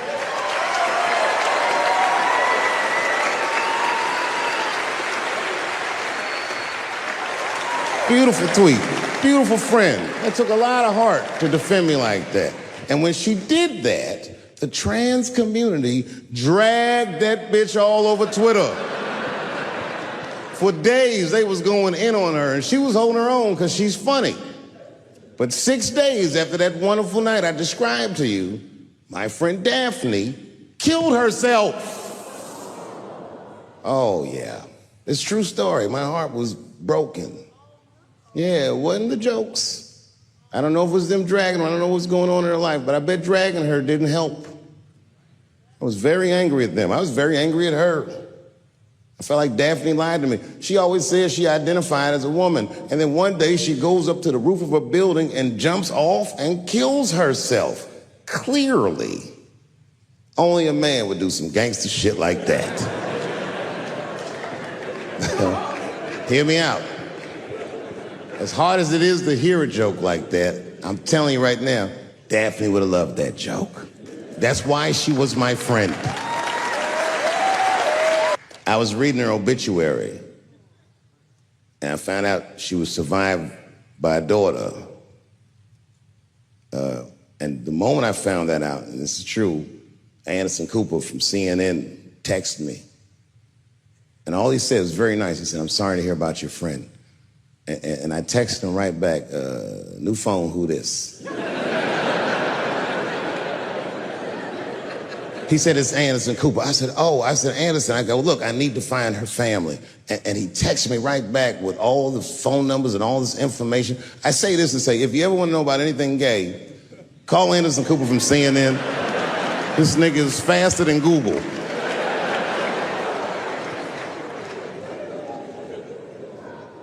And what I did is I got in touch with her family and I started a trust fund for her daughter, because I know that's all she ever really cared about.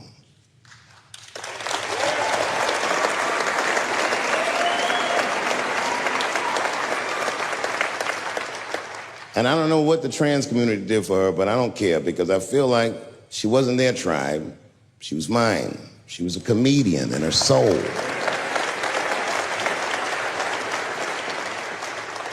Her daughter is very young, but I hope to be alive when she turns 21, because I'm going to give her this money myself. And by then, I'll be ready to have the conversation that I'm not ready to have today. But I'll tell that little girl, "Young lady, I knew your father." And he was a wonderful woman.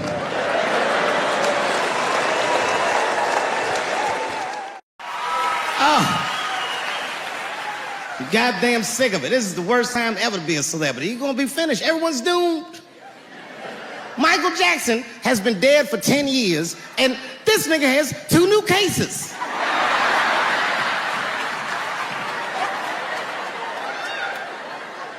And if you haven't watched that documentary, then I'm begging you, don't watch it. It's fucking gross. I felt like HBO was sticking baby dicks in my ears for 4 hours straight. Really nasty shit. I don't want to know all these things. Turns out, Michael Jackson allegedly likes a long gander at the anus. So they said he stares at people's buttholes. That's what they said. That's how gross the documentary was.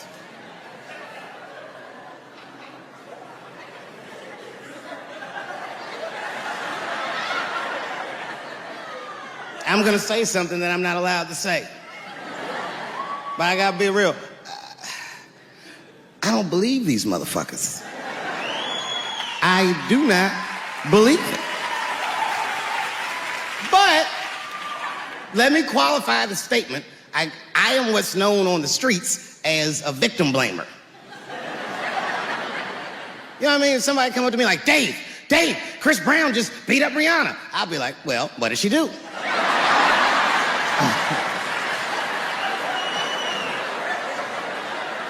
Dave, Michael Jackson was molesting children. Well, what were those kids wearing at the time?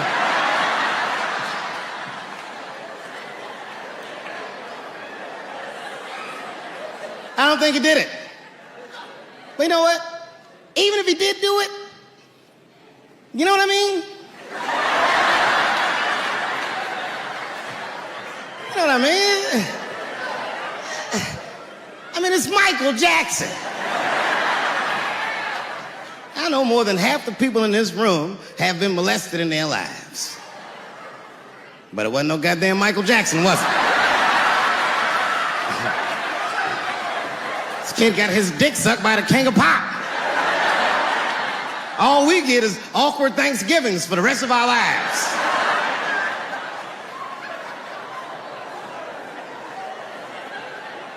You know how good it must have felt to go to school the next day after that shit?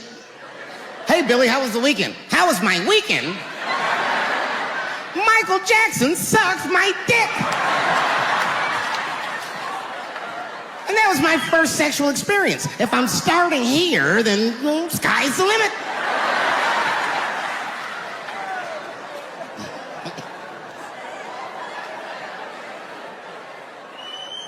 I know it seems harsh, but man, somebody's got to teach these kids. There's no such thing as a free trip to Hawaii. He's gonna want to look at your butthole or something.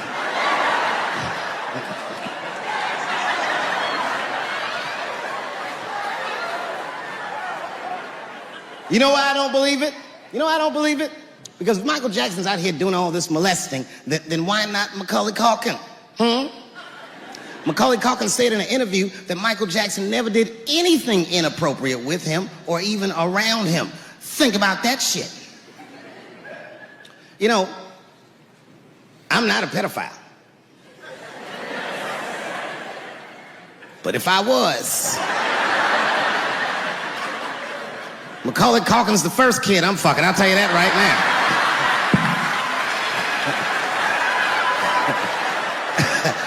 I'd be a goddamn hero. Hey, that guy over there fucked a kid from Home Alone. And you know how hard he is to catch.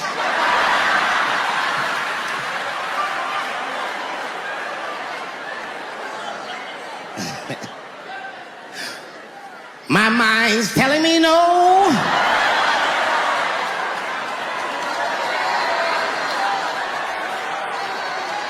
Okay, R. Kelly is different. I mean, you know, if I'm a betting man, I'm gonna put my money on he probably did that shit. I'm pretty sure he did that shit. You know, it's bad, okay? So a couple years ago, I was doing a show in Detroit, and I'm sitting backstage in my dressing room. A friend of mine comes by, this chick, Dream Hampton. Dream tells me, right before I'm going on stage, she goes, Dave, I'm working on a documentary about R. Kelly. Would you like to be in it? And I was like, nah, bitch, I'm cool.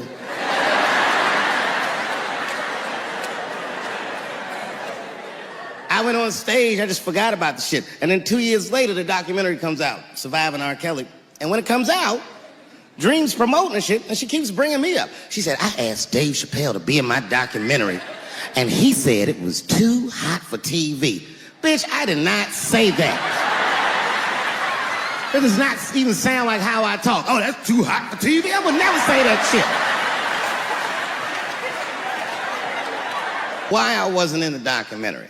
There's a very simple reason, and I cannot stress this point enough. The only reason that I didn't do it was because, and it's very important,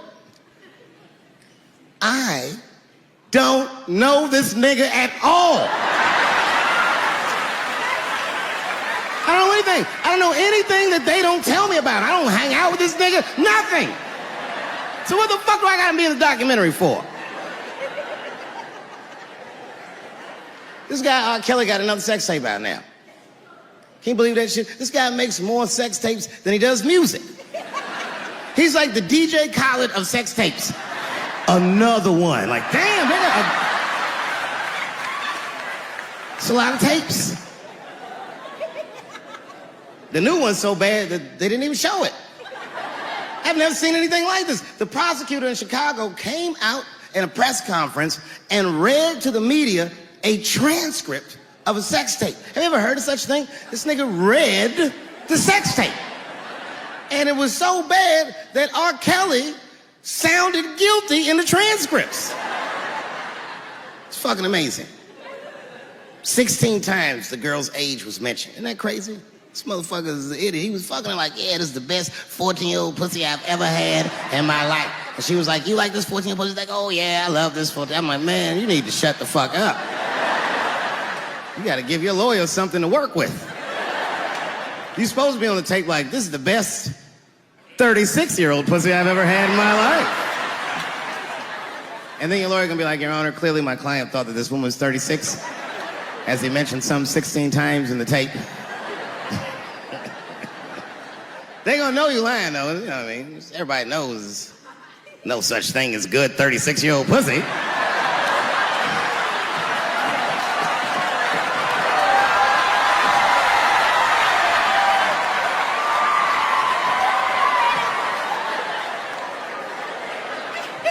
Doesn't matter what I say.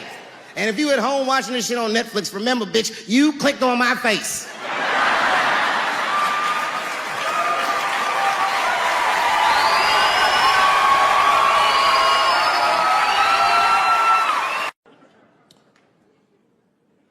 The second time I met O.J. Simpson.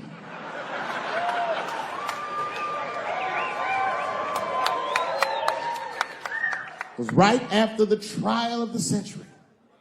There I was, now a young man of probably 23.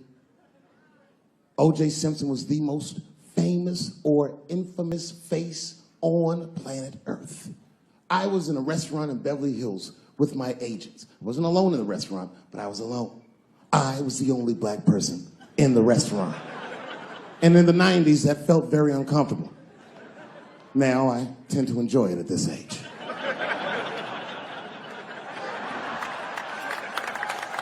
I was having dinner with my agents, celebrating a deal that they told me was lucrative, but I later learned fucking sucked. And suddenly, a group of women walked by. Every race was in that group. Black, white, Asian, Latina, white, and white again. They were all gorgeous. I watched them walk by. Then, I saw a familiar face. Al Collins, the man from the infamous Bronco check, towards the door. Couldn't believe what I saw. And then, close behind him, was O.J. Simpson, newly released from jail. The restaurant fell still. I was shocked. I didn't mean to say it out loud, but it just came out. O.J. He stopped, turned around to see who said it, saw my black face, and correctly assumed it was me.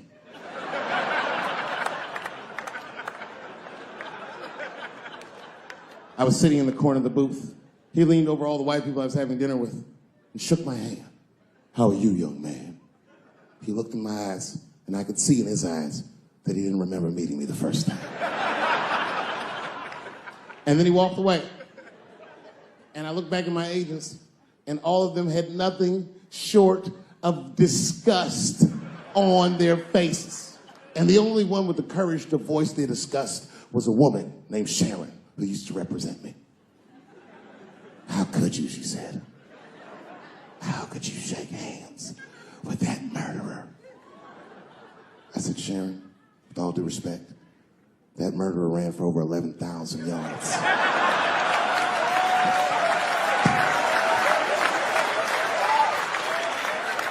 And the glove didn't fit. Glove didn't fit. Get over yourself. Some people can't do that. Some people just can't get over themselves. Gay people have a hard time doing that recently. Here we go. Here comes the deep water. No, recently I've noticed that. I noticed it with that Manny Pacquiao controversy. Yeah, no, it was now in the gay community's defense, Manny Pacquiao said some outlandish shit about gay people. Very, very not nice things that I won't repeat, but there was biblical verses and some analogies to animals. Wasn't a good look. Nike took his shoes immediately, which I thought was a little harsh. A little harsh. You know what I mean? Because he's, just because he's Asian. You know what I mean? Fuck, you gonna take shoes off Asian dude to appease a gay dude. You know what I mean? No, you don't know what I mean. But Asian people kind of know what I mean. No? No Asians in the front? No? No, this is what I mean. Okay, look, okay, you're an Asian dude. No, I say this with no disrespect. But we're all Americans, right? And we can agree that America has a huge body count all over the world, but nowhere more than Asia. Literally, if you look at history, recently, we have bombed the masculinity out of an entire continent. We dropped 2 atomic bombs on fucking Japan, and they've been drawing Hello Kitty and shit ever since. There's a lot of lady boys in the wake of our bombs. And I know these things because my wife is Asian. She's Filipino. All right, well, okay, so that explains it. Now you know why you see me at all those Filipino events. I'm not there picking up pussy, I'm dropping some off.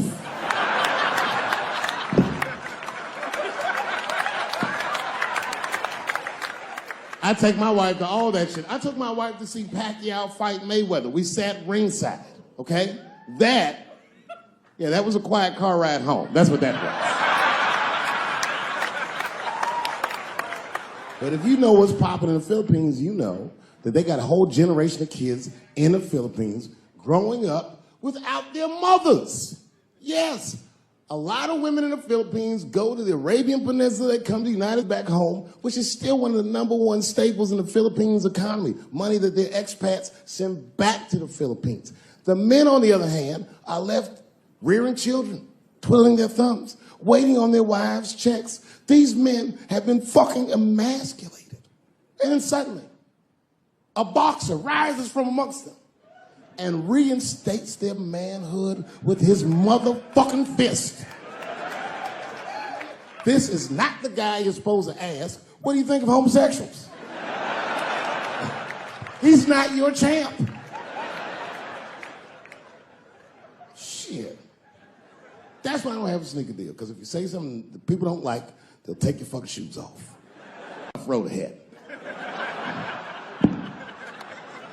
They've got the longest mental gap to bridge. That's all I'm saying. Because, you know, whenever I see one of them T's on the street, I don't mind them, but I'll be like, man, I miss Bruce. I'm sorry, guys. I'm 42. I remember Bruce Jenner. Before the Kardashians, before all that, this motherfucker was a white American superhero. It was amazing. He was beating Africans at track and field. We'd never seen anything like it. He was on my cereal box growing up. You know how much of that cereal I ate, nigga? I didn't know he was gonna do that.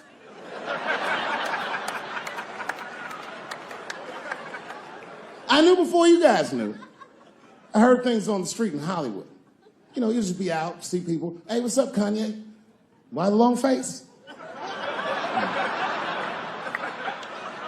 Nigga, you'll see. I got 2 mother-in-laws now. And when I heard he was gonna do it, I was scared. I didn't think the public was ready. I didn't think the media was ready. And you know what? I was wrong. Never seen anything like it. Welcome to the world, Caitlin. So long, Bruce. Hello. Somebody called me a nigga in traffic last Wednesday. It's so long, it takes a minute.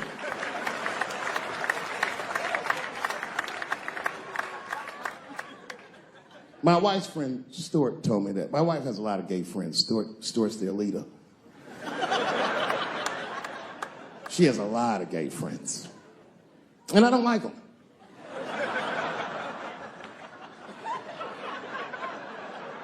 Not because they're gay, I'm just judging them on the merits of their character. They're just not nice dudes. They're fucking rude house guests. They're sitting on my couch, giggling with my wife, eating my motherfucking macaroons. And I come in, they act like the party's over. Hey, Stuart, what's going on? This guy talks to me the way a cat would speak if a cat could talk. Hi, David.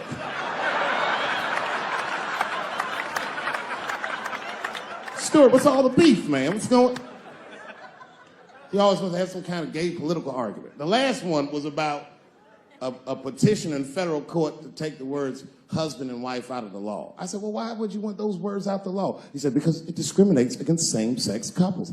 I was like, niggas, please save me the semantics. Just trust me, take your chips and get the fuck out of the casino. You're about to decide, talk that over amongst yourselves, and whichever one of you is gayer, That's the wife.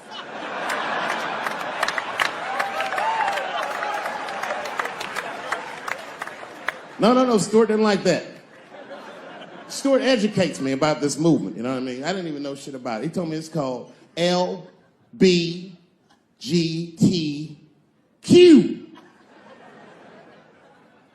I was like, what the fuck is the Q? Does that even make sense, Q? Turns out Q is like the vowels. That shit is sometimes Y. It's for gay dudes that don't really know they're gay. You know what I mean? Like prison fags who are like, well, I'm not gay, nigga. I'm just sucking these dicks to pass the time. I'm not G, I'm Q. Ugh.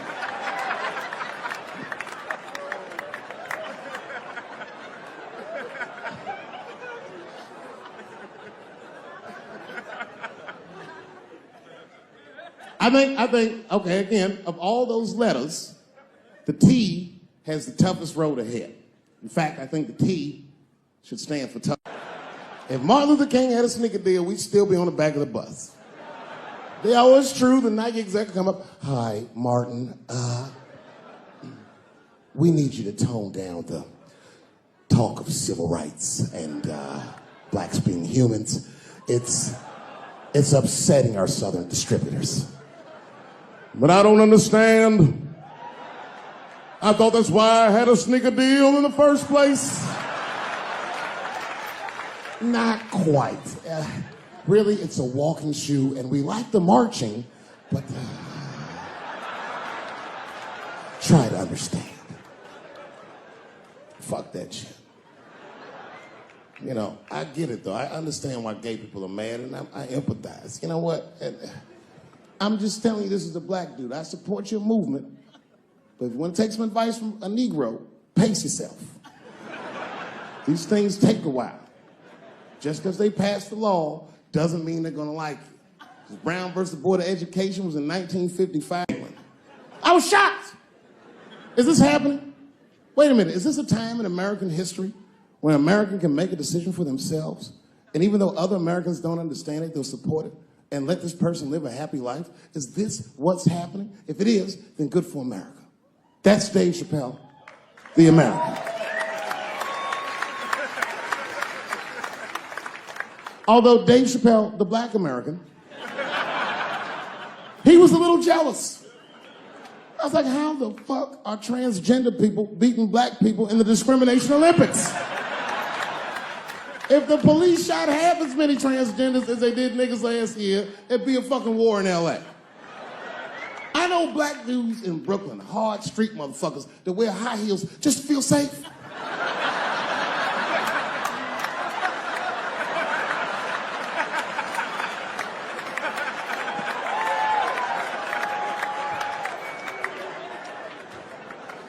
Transgenders are gangsters. I used to do business with a transgender in Hollywood.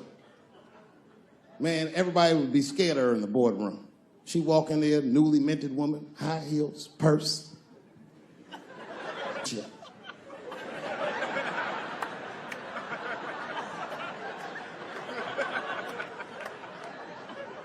And then she walked to the head of the conference table, stare at us all, reach in her purse, pull her old dick out and throw it on the table. Let's talk business, gentlemen. Ah!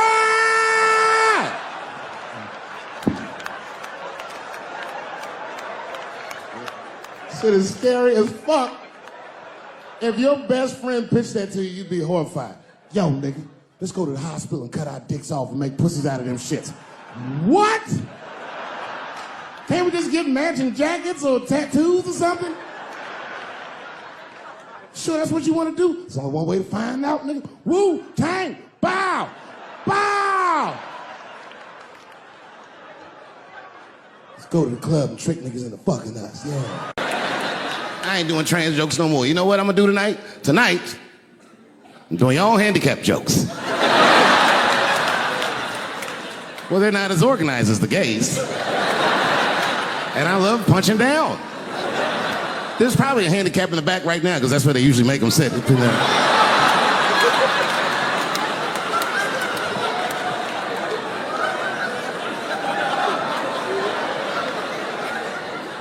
I came here to laugh at transgender people. I didn't know this nigga was gonna make jokes about us. Come on, y'all, let's get the fuck up out of here.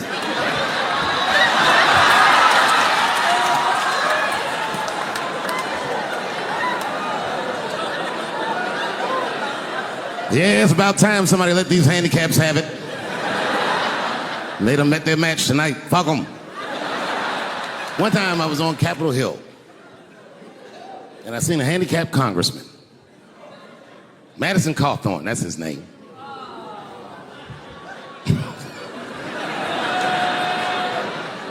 He's a Republican from North Carolina, and he was shocked because I saw him, and I go, hello, Congressman. He didn't even know I knew who he was. He turned around. Then I just walked away. I wanted him to see me do something he couldn't do. I skipped. That nigga was mad.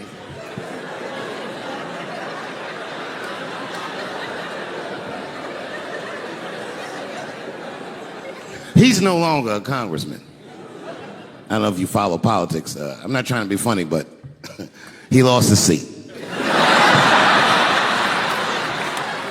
He ran a bad race. Oh, buddy, yes, he did. And you know what he did wrong? He was running for Congress again, and this motherfucker tried to be controversial.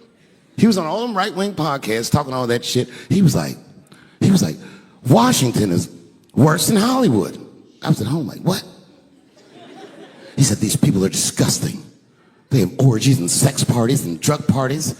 And I was thinking, this nigga sounds like Juicy Smouye.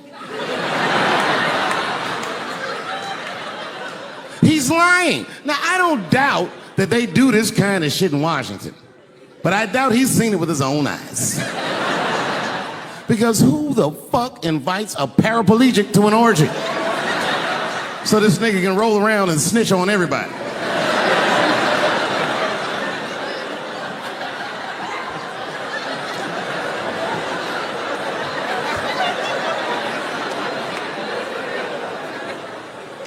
I said, there's only one reason you're gonna invite him to an orgy. And you know what that is. Have at it, guys. I can't feel anything. Let's get this bill passed for America. One at a time, folks.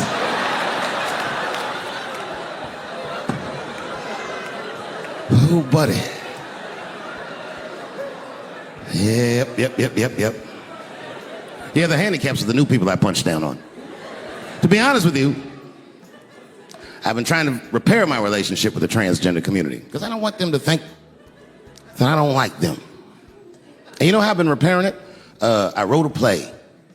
I did, because I know that gays love plays. It's a very sad play, but it's moving. It's about a black transgender woman whose pronoun is sadly nigger.